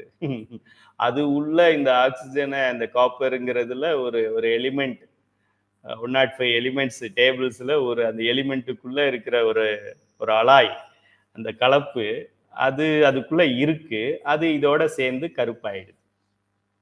இப்போ அது வெளியில இருந்து கருப்பு வந்துச்சுன்னு கிடையாது, உள்ளுக்குள்ள இருக்கிறதே கருப்பா கலந்துருக்கு. 22 கேரட் கோல்டு, 24 கேரட் கோல்டு சொல்றோம்ல, அது போல இந்த செம்பு பாத்திரத்தில் எப்படி களிம்பு கலந்திருப்பது போல இந்த உயிரோட இன்னும் உள்ள போறாங்க. இந்த மறைச்சிருக்குன்னு சொல்றது ஈஸியா இருக்கு, குளத்துல பாசம் ஒட்டி இருக்குங்கிறது ஈஸியா இருக்கு. அவ்வளோ ஈஸியா மறைச்சிருந்ததுன்னா தூக்கி போட்டுருவாரு சிவபெருமான, அப்படின்னு ஊதுனாருன்னா அது பாசி போயிடுமே. நம்மளே குளத்துல காலை வச்சு கையை வச்சு இப்படி தட்டி விட்டோம்னா பாசி போயிடும். அது சிவபெருமான ஒரு செகண்ட்ல பண்ண முடியாதா? அதுக்கு எதுக்கு இவ்வளவு 1000 பிறவி கொடுக்கணும் நமக்கு? புல்லாகி பூடாகி புழுவாகி மலமாகி எதுக்கு அவ்வளோ ஈஸி கிடையாது. அது அப்படியே அது அந்த மேலே படிஞ்சிருக்குன்னு சொல்றதை விட மிக்ஸ் ஆகி இருக்குன்னு கூட சொல்லலாம். அருளாளர்கள் அங்க போய் ஆராய்ச்சி பண்றாங்க. எதுக்கு திருமூலர் ஒரு வருஷம் ஃபுல்லா ஒரு பாட்டு எழுதினாருன்னு சொல்றாங்க. ஒரு பாட்டு எழுதுறதுக்கு ஒரு வருஷமா ஆகும். சிவசிவ என்கிறர் தீவினையாளர், சிவசிவ என்றிட தீவினை மாலும், சிவசிவ என்றிட தேவரும் ஆவர், சிவசிவ என்றிட சிவகதியான். இது எழுதுறதுக்கு ஒரு வருஷமா? ஓராண்டுகள் அது உள்ளேயே போய் அதோட அதான் இருந்து இன்னும் ஆராய்ச்சி பண்ணி அது ஸ்பேஸ்ல பண்ற ரிசர்ச், எர்த்தில் கீழே அண்டர் வாட்டர் பண்ற ரிசர்ச்சை விட டீப்பான ரிசர்ச் பண்றாங்க. சாதாரண சப்ஜெக்ட் கிடையாது. பண்ணி வெளியில நமக்கு ரிசல்ட் சொல்றாங்க. அது இப்படி மேல மட்டும் இருக்குன்னு சொல்ல முடியாது. அது அதோடு அது இரண்டரை கலந்து இருக்குன்னு சொல்றமே, அப்படி மிக்ஸ் ஆகியிருக்கு அப்படின்னு சொல்றாங்க. ஸோ இப்போ நம்ம இதெல்லாம் கேள்விகள் கேட்கும்போது உங்களுக்கு ஒரு க்ளூ கொடுத்துருப்போம். கேள்விகள் டெஸ்ட் எக்ஸாம் வரும்போது அடுத்த எக்ஸாமில் ஒரு தேர்வு 2ல் இதெல்லாம் கேட்போம். அப்போ இதில் ஏதாவது என்ன க்ளூ கொடுத்துருப்போம்னா, அரிசியை உமி மறைத்திருப்பது போல உயிரை எது மறைத்திருக்கிறது அப்படின்னு கேட்போம். இப்போ மறைத்திருக்கிறது எதுல இருக்கு? முதல் மறைத்திருக்கு, அப்புறம் குளத்து நீரை பாசி மறைத்திருக்கிறது. அதுக்கு போயிட்டு நீங்க செம்பில் களிம்பு போல மறைத்திருக்கிறதுன்னு சொல்லக்கூடாது. செம்பில் களிம்பு போல கலந்து இருக்கிறது. அப்போ உயிரில் ஆணவ மலம் எப்படி கலந்து இருக்கிறது அப்படின்னு கேட்டா செம்பில் களிம்பு போல அந்த ஆன்சரை சூஸ் பண்ணணும். பொறுத்துகவா இருந்தாலும் சரியான பதிலை பொருத்தணும். பெஸ்ட் மேட்ச் தானே நம்ம பார்க்குறோம். சரி, ஸோ ஆக 3 உதாரணங்கள் நமக்கு கொடுத்திருக்கின்றார்கள். இன்னும் நிறைய உதாரணம் கொடுத்துக்கிட்டே இருக்கலாம். இது நம்மளுடைய பெரியோர்கள் பழைய நூல்களில் இதை கொடுத்திருக்கிறதுனால நம்ம அதை முதல்ல புரிஞ்சுக்குவோம். அரிசியை உமி மறைத்திருப்பது போல, நல்ல குளத்து நீரை பாசி மறைத்திருப்பது போல, செம்பு பாத்திரத்தை களிம்பு மறைத்திருப்பது போல இந்த உயிரை ஆணவ மலம் மறைத்தே இருக்கிறது, அனாதியிலிருந்தே மறைத்திருக்கிறது. இப்படியாக முழு அறிவு பெற்ற சிவம் உள்ளது, அறிவே இல்லாத ஆணவ மலம் உள்ளது, அறியும் திறன் மறைக்கப்பட்ட உயிர்கள் உள்ளது. 3 வச்சுக்கலாம். சிவம் உள்ளது, அது முற்றறிவு உடையது, அறிவே இல்லாத மலம் உள்ளது, நடுவுல மாட்டிக்கிட்டு முழிக்கிறது இந்த ஆவரேஜ் மாணவன் தான். உருப்படாத மாணவனை பத்தி வாத்தியார் கவலைப்படுறதே இல்லை. அவன் கிளாஸுக்கு வந்தாலும் வரல, கட் அடிச்சுட்டு உட்காந்துருந்தாலும் மாடியில் உட்காந்து சிகரெட் குடிச்சாலும் அவர் கண்டுக்க மாட்டார். ஏன்னா அது தண்டம், அது ஒன்றுத்துக்கும் ஆகாதுன்னு விட்டுருவார். ரொம்ப நல்லா படிக்கிற பையன்ட்ட இன்னைக்கு பாடம் என்னன்னா 3வது அலகுல அப்படின்னு நடத்திக்கிட்டு இருந்தாருன்னா அவன் ஏற்கனவே 7வது அலகுலையே டாப்பா படிச்சு முடிச்சிருப்பான். வீட்டிலேயே படிச்சிருப்பான், டியூஷன் மாஸ்டர்கிட்ட படிச்சிருப்பான். அவனுக்கு போய் இந்த பாடத்தை நீ எழுதுன்னு சொன்னா அவனுடைய நேரத்துக்கு எடுக்கிற மாதிரி இருக்கும். அதனால அவனையும் விட்டுருவார், தண்ணி தெளிச்சு விட்டுருவார். இந்த உருப்படாதது தண்ணி தெளிச்சு விட்டுருவார். நடுவுல இருக்கிறத போட்டு தான் வாட்டிக்கிட்டு இருப்பார். எழுதிக்க, நோட்ஸ் எழுது, அசைன்மெண்ட் எழுது, இம்போசிஷன் எழுது, ஹோம்ஒர்க் எழுது, இதெல்லாம் அறகுறையா இருக்கிறது தான் தேத்துவார் ஆசிரியர். ஆக ஒன்று முற்று அறிவு உடையது, இன்னொன்று அறிவித்தாலும் அறியாதது. இப்போ நம்ம ஃபோக்கஸ் எல்லாம் நடுவில் ஒன்று இருக்கு, அது அறிவித்தால் அறியும் திறன் கொண்டது. ஆக அதெல்லாம் நீங்களும் நான். நமது முன்னோர்கள் அருமையான பழமொழிகளை நமக்கு கொடுத்து சென்றிருக்கிறார்கள். வாழ்க்கையில் பயன்படுத்தக்கூடிய பழமொழிகளை உங்களுக்கு சேர்த்திருக்கிறாங்க. அதனாலதான் இந்த சைவ சித்தாந்த சுடர் வாழ்வியல் கல்வின்னு நம்ம சொல்றோம். ஒரு பழமொழி சொல்றேன், பூவோடு சேர்ந்த நாரும் மணக்கும், மனம் பெறும் அப்படின்னு சொல்லுவாங்க. பூ கட்டுறோம், ஒரு மல்லிகைப்பூ கட்டுறோம்னா மல்லிகைப்பூ வாசமா இருக்கும், த்ரெட்டை எடுத்து மோந்து பார்த்தா அதுல வாசம் இருக்காது கடையில வாங்கும்போது. அப்புறம் நீங்க மல்லிகையை கட்டி ஒரு முளை மல்லிகையை வச்சுட்டு அப்புறமா மல்லிகைப்பூவெல்லாம் எடுத்துட்டு வெறும் த்ரெட்டை மட்டும் மோந்து பார்த்தீங்கன்னா அந்த மல்லிகை எதுவோ எந்த பூவை நம்ம அதுல கட்டியிருந்தோமோ அந்த பூவோட வாசம் இந்த த்ரெட்டுக்கு டிரான்ஸ்ஃபர் ஆயிருக்கு. சயின்ஸ். ஸோ இப்போ பூவோட சேர்ந்ததுனால இந்த கயிறுக்கு மனம் வந்தது. இயற்கையிலேயே இந்த த்ரெட்டில் அந்த ஸ்மெல்லு கிடையாது. ரோஸ் ஸ்மெல்லோ மல்லிகை ஸ்மெல்லோ அதில் கிடையாது. அந்த பூவோட கலந்து ஒரு நாள் இருந்ததுனால அந்த வாசத்துல கொஞ்சம் இதுல டிரான்ஸ்ஃபர் ஆகி இப்ப இதை மோந்து பார்த்தாலே அந்த வாசம் வருது. இது பூவோட சேர்ந்ததுனால இந்த நாரும் மணக்குது. இது நம்ம உலகியல்ல தினந்தோறும் பயன்படுத்துற ஒரு பழமொழி தான் இது. இன்னொரு பழமொழி, இதுல பூ யாரு சிவம் யாரு? மொத்தம் 3 தான் இருக்கிறது. ஒண்ணு நாறு, இன்னொன்னு சிவம் பூ. இந்த பூவோட சேர்ந்த இந்த நாறு பூ மாதிரி மனத்தை கொள்ளும். மற்ற மதங்கள் சமயங்கள்ல சில சமயங்கள் என்ன சொல்லுது, இந்த நாறு பூவோட இருந்ததுனால இனிமேல் இந்த நாரை மல்லிகை பூ என்று கூப்பிடலாம். எப்படி கூப்பிடுறதுரா? சிம்பிள் காமன் சென்ஸ்ரா அது. அப்படி கூப்பிட முடியாது. இது மல்லிகை பூ ஆகாது. மல்லிகைப்பூ அப்படின்னா அப்ப இதை எடுத்து இன்னொரு இதுல கட்டிக்கலாமா? இந்த மல்லிகை வாசம் இன்னும் எத்தனை நாளைக்கு நிற்கும்? எவ்வளவு நேரத்துக்கு நிற்கும்? இந்த இதுல கட்டுறதுக்கு முன்னாடி இது மல்லிகைப்பூ வாசம் வந்துதா? இதெல்லாம் சிம்பிள் லாஜிக். இது ஒரு லாஜிக்குக்கும் ஒழுங்கா பதில் சொல்ல மாட்டாங்க மற்ற சமயத்துல. அனைத்து லாஜிக்குக்கும் சரியாக பதில் சொல்லுவது இந்த 15 பாடம். அப்ப எதை படிக்கணும் நம்ம? ஒழுங்கா அதை படிச்சிருங்க. அது வாழ்க்கையில கிடைச்ச ஒரு அரிய வாய்ப்பு. ஐயா ஈஸியா சொல்றாருன்னு நினைச்சு கேஷுவலா சொல்றதுனால கேஷுவலா எடுத்துக்காதீங்க. கேஷுவலா சொல்றதுனால கேஷ்யூ நட் மாதிரி எடுத்துக்கங்க. சரி, இப்போ பூவோட சேர்ந்த நாரும் மணக்கும். பூங்கிறது சிவபெருமான், நார் என்கின்ற உதாரணம் உயிர்கள். இது ஒரு உதாரணத்துக்கு என்ன நம்ம சொல்றது ஏகதேச உதாரணம்னு சொல்லுவோம். இதை புரிய வைக்கிறதுக்காக இதுல பூ யாரு நார் யாருன்னு சொல்றோம். இப்ப இதுல அறிவு வாய்ந்த மாணவர் என்ன சொல்லுவாரு?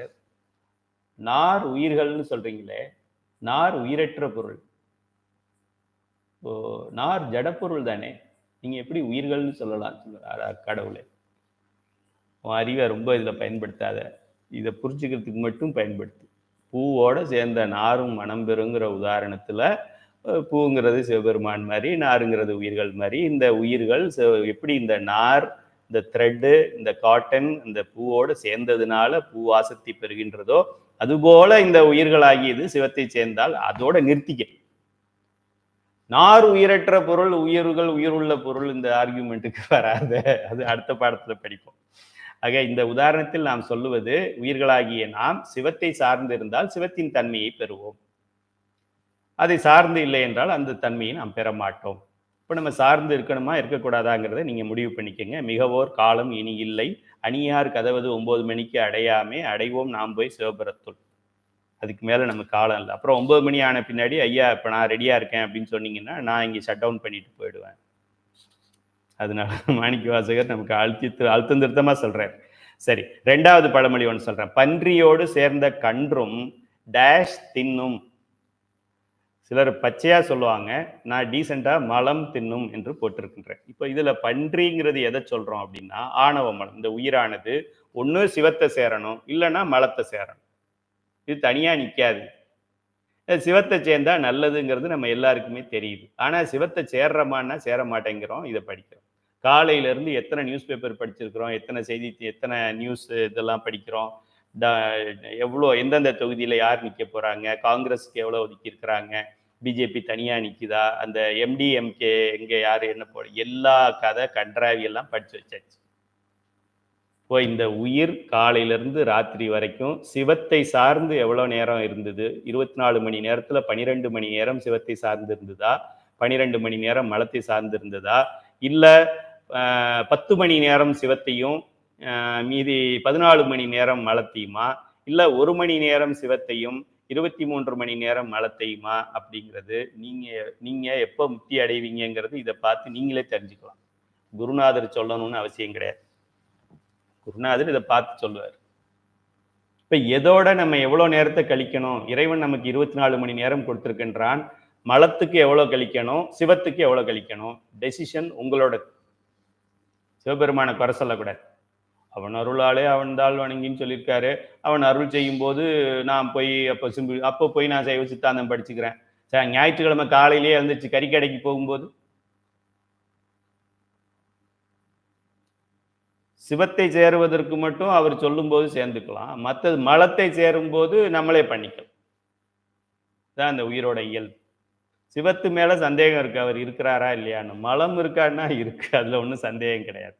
ஆக பன்றியோட சேர்ந்த கன்று, பன்றி இருக்கு, பிக் என்று சொல்லக்கூடிய பன்னி குட்டிகளோட சேர்ந்து ஒரு நல்ல ஒரு பசுங்கண்ணுக்குட்டி, கற்றாவின் மனம் போல கசிந்துருக வேண்டுவனேங்கிறது போல ஒரு பசுமாட்டோடைய கன்றுக்குட்டி. அது அந்த தாயோட பசுமாட்டோட இல்லாமல் இந்த பன்றி குட்டிகளோட சேர்ந்து விளையாண்டுக்கிட்டே இருந்தா கொஞ்ச நாள் கழிச்சு என்ன ஆகும்? இதுவும் பன்றி குட்டி மாதிரியே தான் பிஹேவ் பண்ணும். You tell me who is your friend, I will tell about you அப்படின்னு சொல்றோம். உன் நண்பன் யார் என்று நீ சொல்லு, நீ யாருன்னு நான் சொல்றேன், நீ எப்படி இருப்பேன்னு நான் சொல்றேன். என் நண்பன் யார் தெரியுமா? ஒரு நண்பன் புழல் ஜெயில்ல இருக்கான். இன்னொரு நண்பனை போலீஸ் தேடிக்கிட்டே இருக்கு. இன்னொரு நண்பன் இப்போ காலையிலேயே கத்தியோட தான் வந்தான். இவங்க 3 பேரும் என்னுடைய நண்பன் அப்படின்னு நான் அவங்கள்ட்ட சொன்னேன்னா, நீங்க என்னை பத்தி கெஸ் பண்ணிடலாமா? முடியாது. இவரும் 6 to 9 தான் இவர் ஒழுங்கா, 7 to 9 தான் ஒழுங்கா இருப்பார் போல் இருக்கு. மீதி நேரத்துல இவரும் கத்தியை வச்சுக்கிட்டு தான் சுத்திக்கிட்டு இருப்பாருன்னு ஈஸியா கெஸ் பண்ணிடலாம். You tell who is your friend, I will tell about you. உன்னைய பத்தி நீ எனக்கு சொல்லணும்னு அவசியம் இல்லை. உன் நண்பர்கள் யாருன்னு எனக்கு சொல்லு. இப்ப நான் சொல்லிட்டேன் என் நண்பர்கள் 3 பேர் யார் யார். ஒருத்தனை பிடிச்சி உள்ள வச்சிருக்கிறாங்க, ஒருத்தனை தேடிக்கிட்டு இருக்கிறாங்க, ஒருத்தன் இன்னும் தேட ஆரம்பிக்கல, ஆனா தவறு செஞ்சுக்கிட்டு இருக்கான். அப்ப நான் எப்படிப்பட்டவன்? இப்ப நான் அடியார் நடுவுல இருக்கும் அருளை புரியாயின்னு ஏன் மாணிக்க வாசகர் கேட்கிறாரு. அடியார் நடுவுல இருந்தா ஒரு அடியார் குணம் நமக்கு வரும். பூவோட சேர்ந்த நாரும் மனம் பெறும். மாணிக்க வாசகர் அவர் என்ன சொல்றாரு? நான் நாராக இருக்கின்றேன், இந்த சைவ சித்தாந்த சுடர் படிக்கின்றவர்கள் எல்லாம் அடியார்களாக இருக்கின்றார்கள், இந்த அடியார் நடுவில் இருக்கும் அருளை புரியாய். அப்போ இந்த நார் இந்த பூக்களோட சேரும்போது இந்த நாருக்கும் ஒரு மனம் வருமேங்கிறதுனால அடியார் நடுவில் இருக்கும் அருளை புரியாய்ன்னு கேட்கிறாரு. ஆக நமக்கு 2 சாய்ஸ் கிளியரா இருக்கு. நீ சிவத்தை சேரணுமா மலத்தை சேரணுமா?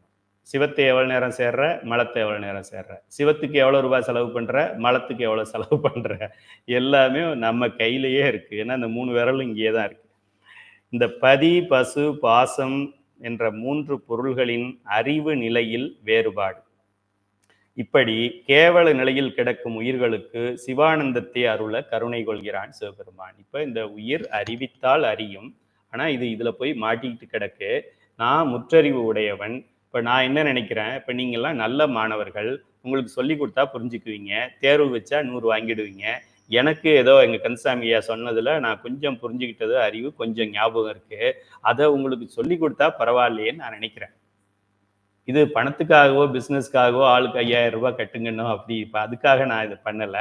யாம் பெற்ற இன்பம் பெருக இவ்வையகம் அப்படிங்கிறதுனாலையும், நமக்கு தெரிஞ்ச ஒரு நல்ல விஷயத்தை இன்னொருத்தருக்கு சொல்லித்தரவில்லை என்றால் அது குற்றம், தண்டிக்கப்பட வேண்டிய குற்றம் என்பதாலும், அந்த குற்றத்திலிருந்து நான் தப்பிப்பதற்காகவும் சிவலோகத்தை அடைவதற்கு எளிமையான வழி இந்த திருமுறைகளையும் சைவ சித்தாந்தத்தையும் மற்றவர்களுக்கு போதிப்பவர்களுக்கு உதவியாக ஒரு மைக் செட் போட்டு கொடுத்தா கூட போறோம், நம்ம முத்திக்கு போயிடலாம்.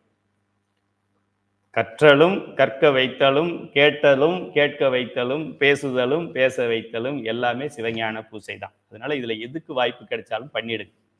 பேராசிரியராகத்தான் இருக்க வேண்டும் என்ற அவசியம் இல்லை. அமைப்பாளராக இருந்தாலும் நீங்கள் பேராசிரியருக்கு முன்னாடியே அங்க போயிடலாம், சிவபெருமான்கிட்ட போயிடலாம். பேராசிரியர் பின்னாடி தான் வருவார். பேராசிரியர் கிளாஸ் எப்படி எடுக்க முடியும்? மாணவர் இருந்தால் தானே எடுக்க முடியும். மாணவரை கொண்டு வருகின்றவர் அமைப்பாளர். ஆக பேராசிரியருக்கு முன்னாடி அமைப்பாளர் முன்னாடி போய் நிற்பார்.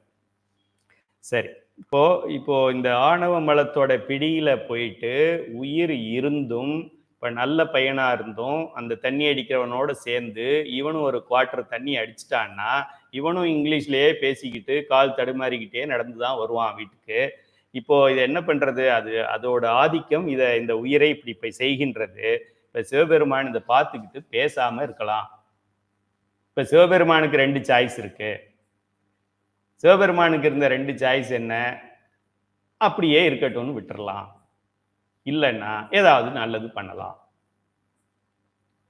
சிவபெருமான் என்ன பண்றாரு? நல்லது பண்ணலான்னு நினைக்கிறாரு. எப்போ நமக்கு அறிவு இல்லை என்று நமக்கு தெரியாத நிலையில் நாம் இருக்கும் போதே நம் மீது கருணை கொண்டு காப்பாற்ற நினைத்தான். அன்றிலிருந்தே இன்று திருநீர் வைத்திருக்கின்றேன், நமச்சிவாயம் சொல்கின்றேன், நான் உருத்திராக்கம் அணிந்திருக்கேன், என்னை காப்பாத்தாம போறதுக்காக என்ன முட்டாளா? அன்று நான் கேவலமாக கிடந்த போது, ஃபுல்லா தண்ணி அடிச்சுட்டு ரோட்ல மயக்கத்துல படுத்திருந்த போது என்னை கூட்டி கொண்டு ஏசி ரூம்ல உட்கார வச்சு என்னை குளிப்பாட்டி எனக்கு சாப்பாடு கொடுத்த சிவபெருமான் இன்னைக்கு நான் நமச்சிவாய நமச்சிவாய நமச்சிவாயன்னு சொல்லும் போது என்னை கண்டுக்காம என்னை கொடுமைப்படுத்துவானா? நீ சோதிப்பானா? அவ்வளோ ஒரு காமன் சென்ஸ் இல்லாதவனா சிவபெருமான்? எனக்கு அறிவு இல்லை என்று எனக்கு தெரியாத ஒரு நிலையில் இருந்த போதே எனக்கு கருணை கொண்டவன். என்னால அவனுக்கு ஒரு பிரயோஜனமும் இல்லைன்னு தெரிஞ்சும் என் மீது கருணை கொண்டவன் சிவபெருமான். இன்று நான் அவனையே நினைத்து கொண்டிருக்கின்றேன். ஒண்ணு சைவ சித்தாந்தம் நடத்துறேன், இல்லைன்னா இது திருமுறைகள் நடத்துறேன், இல்லைன்னா திருவாசக முற்றோதல் நடத்துறேன், இல்லைன்னா நான் விழா நடத்துறேன், இல்லைன்னா அடியார்களுக்கு உழவார பணி செய்கிறேன். இப்போ மட்டும் என்னை கண்டுக்காம விட்டுருவானே? நமக்கு இருக்கிற அறிவு கூடவா அவனுக்கு இருக்காது? கேவல நிலையில் கிடக்கும் உயிர்களுக்கு சிவானந்தத்தை அருள கருணை கொள்கின்றான் சிவபெருமான். எல்லாத்துக்கும் ஃபண்டமெண்டல். இந்த உலகம் இன்னைக்கு இயங்கிக்கிட்டு இருக்கு. பூமி ஏன் சுத்துது, நிலா ஏன் சுத்துது, சூரியன்ல இருந்து ஏன் ஒளி வருது, நிலால இருந்து ஏன் நிலால தண்ணி இருக்கா இல்லையாங்கிறதே நம்ம இன்னும் கண்டுபிடிக்கல. நிலாவை படைச்சவனே நம்ம இப்ப கண்டுபிடிக்கிறது. ஆக இது அத்துணைக்கும் மூல காரணம் சிவபெருமானின் கருணை.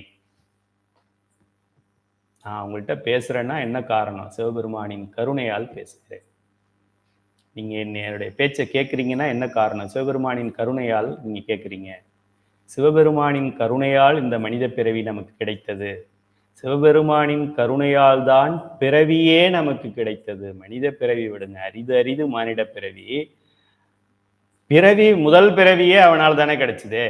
நமக்கு முதல்ல பிறவி கொடுத்தவன் நம்மளை கெடுக்கிறதுக்காக பிறவியை கொடுத்துருப்பானா? ரொம்ப சிம்பிள் லாஜிக். நம்மளை கெடுக்கணும், நம்மளை சோதிக்கணும், நம்மளை போட்டு வாட்டணும், நம்மளை உண்டு இல்லைன்னு பண்ணணும், காலை ஒடிக்கணும், கையை ஒடிக்கணும்னா அன்னைக்கு நம்மளை காப்பாத்திருப்பானா? ஒரு பைசாவுக்கு பிரயோஜனம் இல்லாதவன்னு தெரிஞ்சும் ஒரு பெரிய ஒரு உதாரணம், உலகியல் உதாரணம் சொல்றேன்.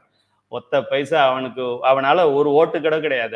அவன் ஓட்டு செல்லாத ஓட்டு. அவன் ஓட்டு செல்லாதுன்னு தெரிஞ்சும் ஒரு அரசியல்வாதி உங்களை பக்கத்துல ஃப்ரண்ட் சீட்ல உட்கார வச்சு கூட்டிகிட்டு போறாரு, உங்களுக்கு மாலை போடுறாரு அப்படின்னா, உங்களால ஒரு 100 ஓட்டு கிடைக்கும் அப்படின்னா உங்களை உதாசீனப்படுத்திடுவாரா? தெய்வம்னு கும்பிடுவாரு. பின்னாடி போய் திருப்பாரு.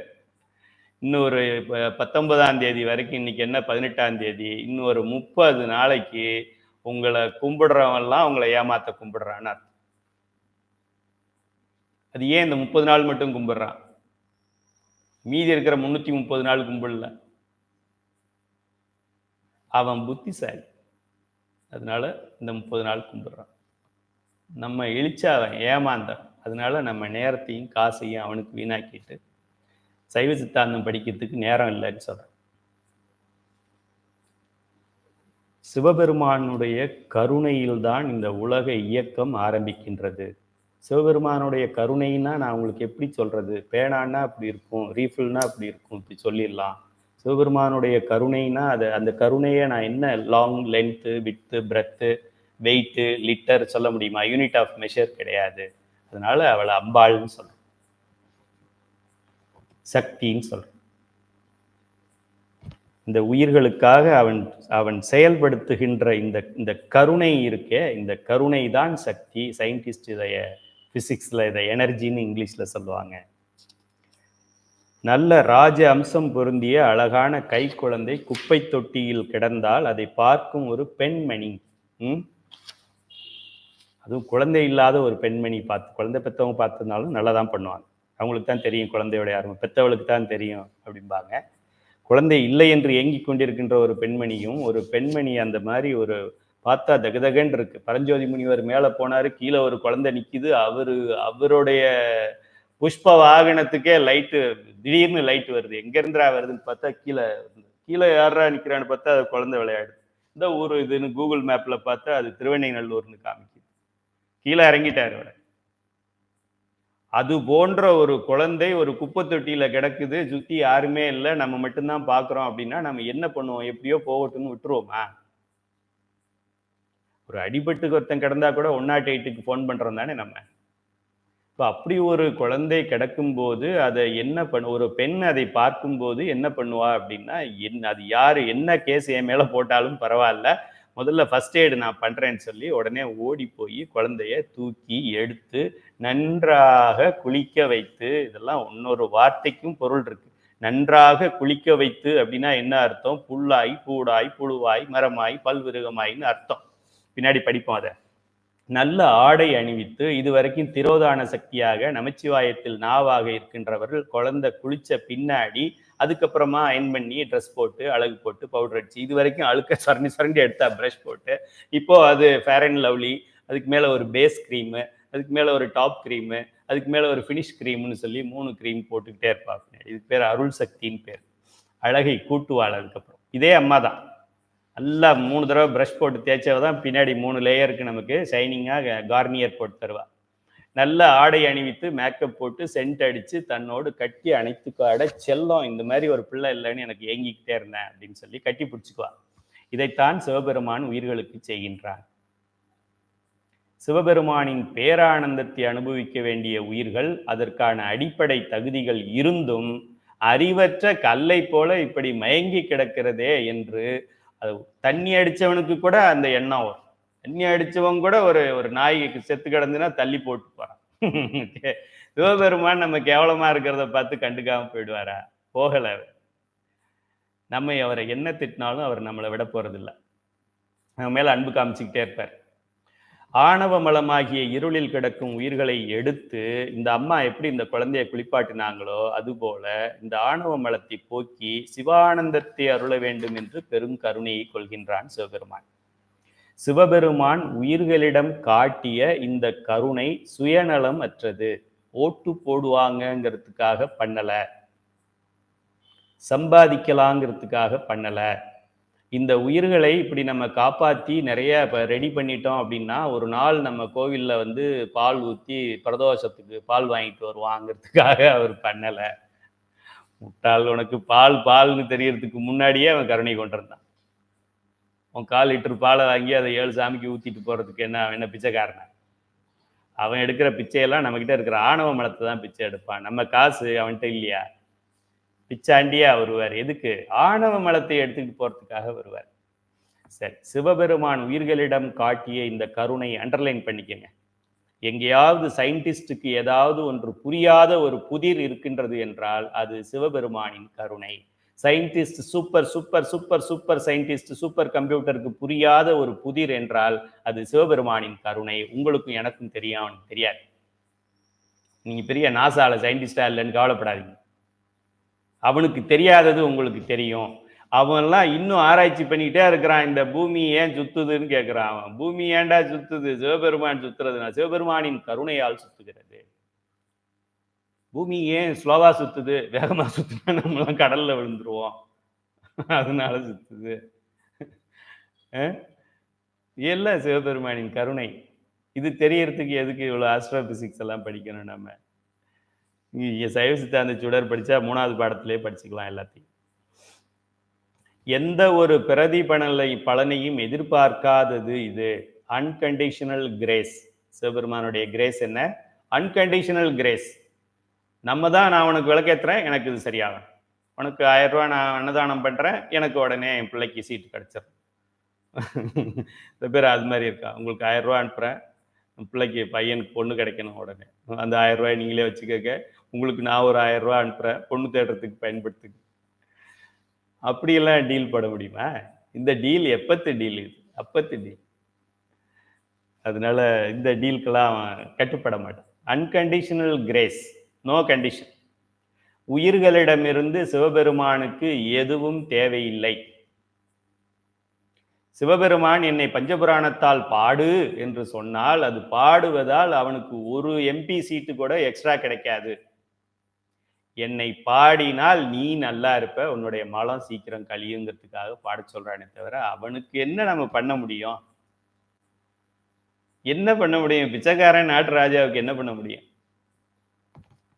அவனுக்கு கொடுக்கும் அளவுக்கு உயிர்களிடம் என்ன இருக்கிறது? சிவபெருமானுக்கு நம்ம கொடுக்கிற அளவுக்கு என்ன இருக்கு? இந்த அண்ட சராசரங்களையும் படைத்து நிறுத்தி காத்து ஒடுக்கி மீண்டும் படைத்து மீண்டும் அருளக்கூடிய ஒருத்தனுக்கு, திருமாலுக்கே டேட் ஆஃப் டெத்து குறிக்கிறவனுக்கு, அவன் திருமாலுக்கு ஜாதகம் எழுதுறவன், திருமால் தான் பெரிய கடவுள் சிவபெருமானுக்கு அடுத்து. அவருக்கே date of birth date of death குறிக்கக்கூடிய ஒரு கடவுளுக்கு நீங்களும் நான் என்னத்தை கொடுக்க முடியும்? என்ன இருக்கு நம்ம கிட்ட கொடுக்கறதுக்கு?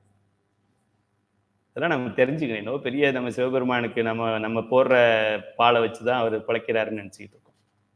ஆசாபாசங்களுக்கெல்லாம் அப்பாற்பட்டவன் சிவபெருமான்.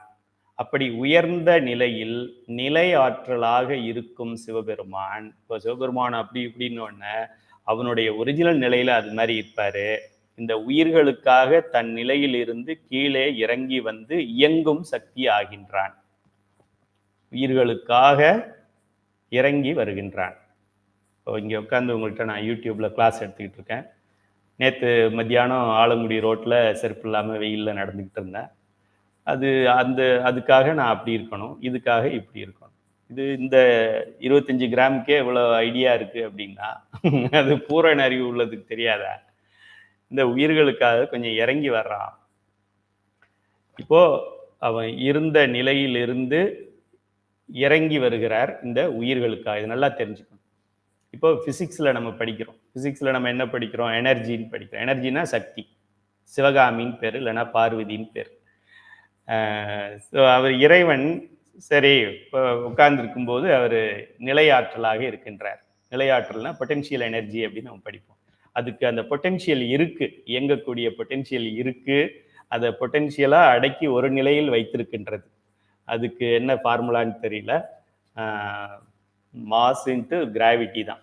எம்ஜி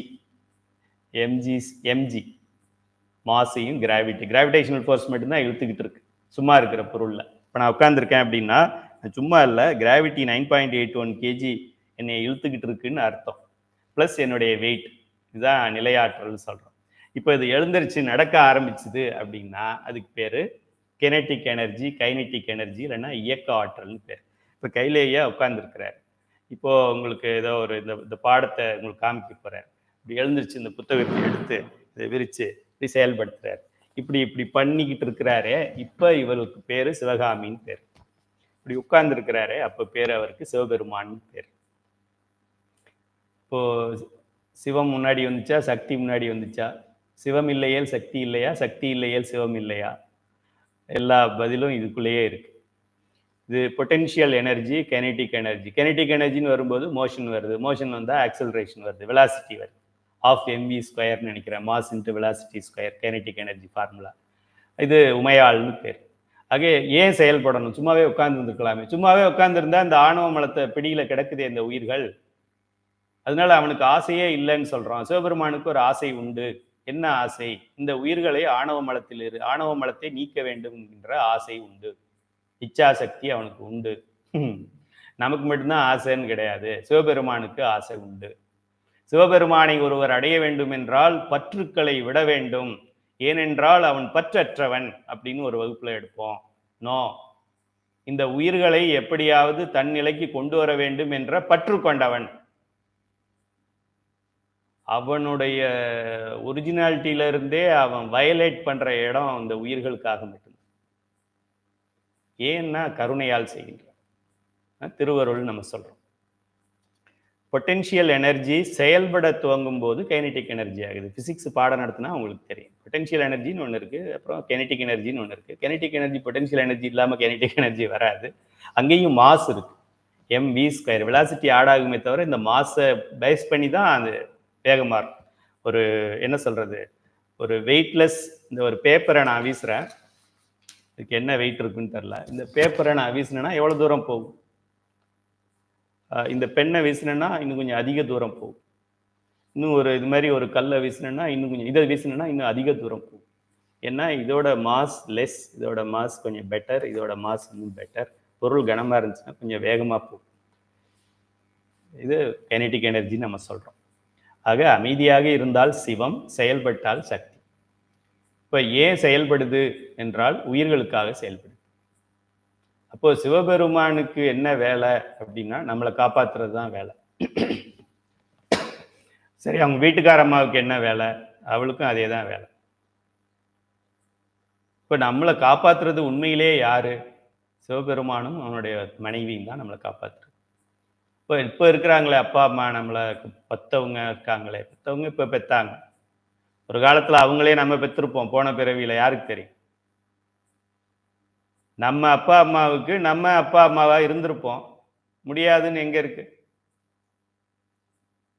சைவ சித்தாந்தம் படிச்சா தெரியும். நிச்சயமா இருந்திருக்கலாம். எங்க அம்மாவுக்கு நான் அம்மாவா இருந்திருக்கலாம். இப்போ நான் ஆம்பளையா இருக்கிறேன்றதுனால நான் எப்படி அம்மாவா இருந்திருக்க முடியும்? அப்பாவை தானே இருந்திருக்க முடியும்லாம் நினைக்க கூடாது. அவங்க பெண் நாய்க்குட்டியா இருந்திருப்பாங்க, நான் ஆண், அவங்க அப்பா நாய்க்குட்டியா இருந்திருப்பேன். யாருக்கு தெரியும்? சிவபெருமானுக்கு மட்டும்தான் தெரியும். கிருஷ்ண பரமாத்மா அர்ஜுனனுக்கு சொல்லி அர்ஜுனன் புரியலைன்னு சொல்லிட்டான். இதுக்கு மேலே அவனுக்கு சொல்ல முடியாது கிருஷ்ணா, நீ பேசாமல் சரண்டர் ஆகிடு சொல்லிட்டேன். அப்படின்னு கிருஷ்ணனே சொல்லிட்டேன். கிருஷ்ணன் சொல்லி அர்ஜுனனுக்கு புரியாதது நான் சொல்லி உங்களுக்கு புரிஞ்சிருமா? சரி. ஆக இந்த அழகுல இப்போ நம்ம என்ன பார்க்குறோம், சமரைஸ் பண்ணுறோம். நேரம் ஆயிடுச்சுன்னு நினைக்கிறேன்.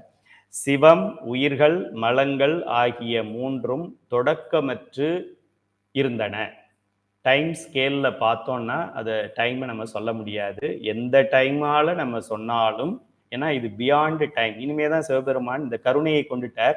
இதுக்கு ஏதாவது பண்ணணும்னு நினைச்சிருக்கிறாரு. இனிமே தான் டைமே உருவாகுது. அதுக்கப்புறம் தான் கிபி எல்லாம் வந்தது. அதுக்கப்புறம் தான் கூகுள் கேலண்டர் வந்தது, டெய்லி ஷீட் கேலண்டர் வந்தது, மந்த்லி கேலண்டர் வந்ததெல்லாம், வாட்ச் வந்தது, டிஜிட்டல் வாட்ச், அதெல்லாம் இப்போ வந்தது. நம்ம பேசுறது எப்ப? இந்த உயிருக்காக காலம் என்ற ஒன்றை படைப்பதற்கு முன்னாடியே நம்ம பேசிக்கிட்டு இருக்கோம். நம்ம பாடம் நம்ம அப்பவே இருந்திருக்கோம். இந்த உலகத்தில் எப்போ இந்த ஒரு ஜாடியில மண்ணை போட்டு அது ஒரு ஜாடி இந்த காமிக்கிறாங்க இல்லையா, ப்ராசஸ் ஆகிட்டு இருக்கும்போது என்ன மண் அளக்கும் ஜாடி, அந்த ஜாடியை கண்டுபிடிக்கிறதுக்கு முன்னாடியே நம்ம இருந்தோம். எவ்வளவு பெரிய ஆள்ன்றது தெரிஞ்சுக்கங்க. உயிர்கள், மலங்கள் ஆகிய மூன்றும் தொடக்கமற்று ஒரே நேரத்திலேயே அனாதியிலேயே இருந்தது. அதை எப்படிங்கய்யா சொல்றது அப்படின்னா, அனாதிங்கிற வார்த்தையை பயன்படுத்தலாம். தொடக்கம் இல்லாத ஒரு தொடக்கமற்று இருந்தது அப்படின்னு. தொடக்கமற்றுன்னா எப்படி இருக்கும் அப்படின்னா, அது அனாதின்னு ஈஸியா சொல்லலாம். ஒரே நேரத்தில் இருந்த பொருள்கள் என்றாலும் அவற்றின் அறிவில் வேறுபாடு இருந்தது. ஒன்றோட அறிவு ஃபுல்லு, இன்னொன்னோட அறிவு அரை, இன்னொன்னுக்கு அறிவு கிடையாது. எளிமையான பாடம். அறிவித்தால் அறியக்கூடிய உயிர்களின் அறிவை ஆணவ மலம் மறைத்தே இருந்ததால் உயிர்கள் அறிவு மங்கிய அறியாமை நிலையில் இருந்தது. அறியும் திறன் இருந்தது, ஆனா மறைச்சிருக்கு. ஒரு விதை இருக்கு, ஒரு நெல் விதையோ இல்லை ஒரு செடியோட விதையோ இருக்கு. அந்த விதைக்குள்ள ஒரு ஆலமரம் இருக்கு. ஆலமரத்தோட விதைக்குள்ள ஒரு ஆலமரம் இருக்கு. இருக்குதானே? எங்க ஆலமரம்? ஆலமரம் இல்லை, அப்படி கிடையாது. இந்த விதை விதைக்கப்பட்டு அது வளர்ந்தால் அதுல இருந்து ஆலமரம். ஒரு முட்டைக்குள்ள மயில் இருக்கு. முட்டை பொரிச்சா மயில் வரும். சிக்கன் முட்டை பொரிச்சா அது சிக்கன் வரும். அதுபோல இந்த அறிவித்தால் அறியக்கூடிய அறிவின் உயிரை ஆணவமலம் மறைத்திருக்கு. ஆனா பொட்டென்சியல் இருக்கு. இது சிவமாகிற அளவுக்கு பொட்டென்சியல் இருக்கு. ஆனா மலம் மாதிரி இருக்கு. அப்படிங்கிறதுனால கருணை கொண்டான். மலத்தை சிவமாக்கணும்னு சிவபெருமான் நினைக்கவே இல்லை. உயிர்களை மலமாக்க வேண்டும் அப்படின்னு நினைக்க வேண்டாம். அவர் நினைக்க மாட்டார். கருணையாளன். அவன் எப்படி நினைப்பான்? இந்த உயிர்களுக்கு ஒரு அறகுறை அறிவு இருக்கு, இதையும் கட் பண்ணி போட்டு திரும்ப மலம் மாதிரியே போட்டுடலாம் நான் நினைப்பான். பேர் கருணை கடவுள் கிடையாது. இது அறிவிக்கூடிய அறிவு இருக்கு, இருந்தாலும் மலம் ஜடம் மாதிரி இருக்குதேன்னு கருணை கொண்டிருக்க. அவர் செஞ்ச ஒரே ஒரு தவறு கருணை.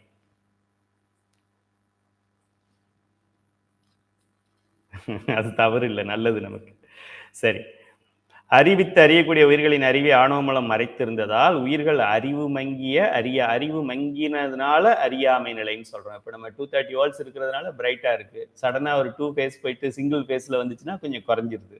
இன்னும் கொஞ்சம் பவர் போச்சுன்னா ஃபுல்லா ஆஃப் ஆயிடுது. அது போல இந்த அறியாமை ரொம்ப அதிகமா அறியாமையில இருந்ததுனால ஜடப்பொருள்கள் மாதிரி இருந்தோம்.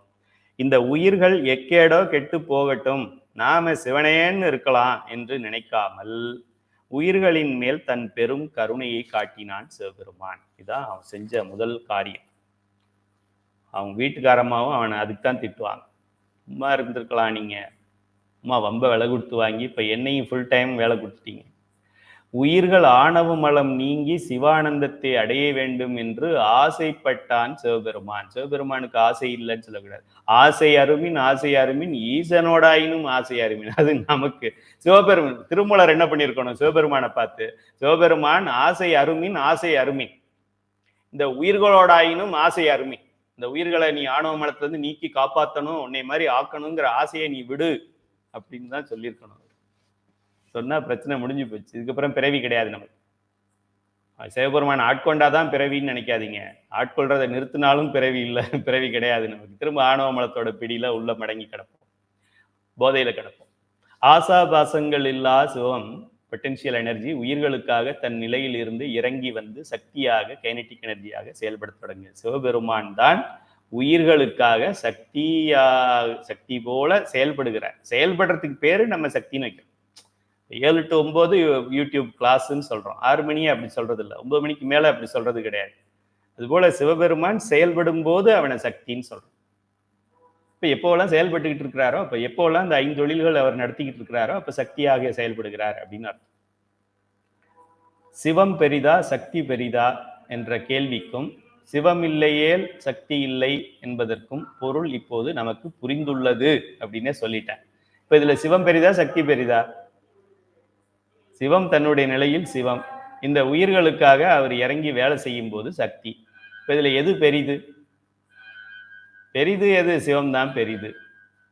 ஆனா உயிர்களுக்கு முதல்ல தெரியறது யாரு? சக்தி தான் தெரியும். ஏன்னா சக்தி தானே ஃபீல்டில் நின்று வேலை செய்யறாங்க.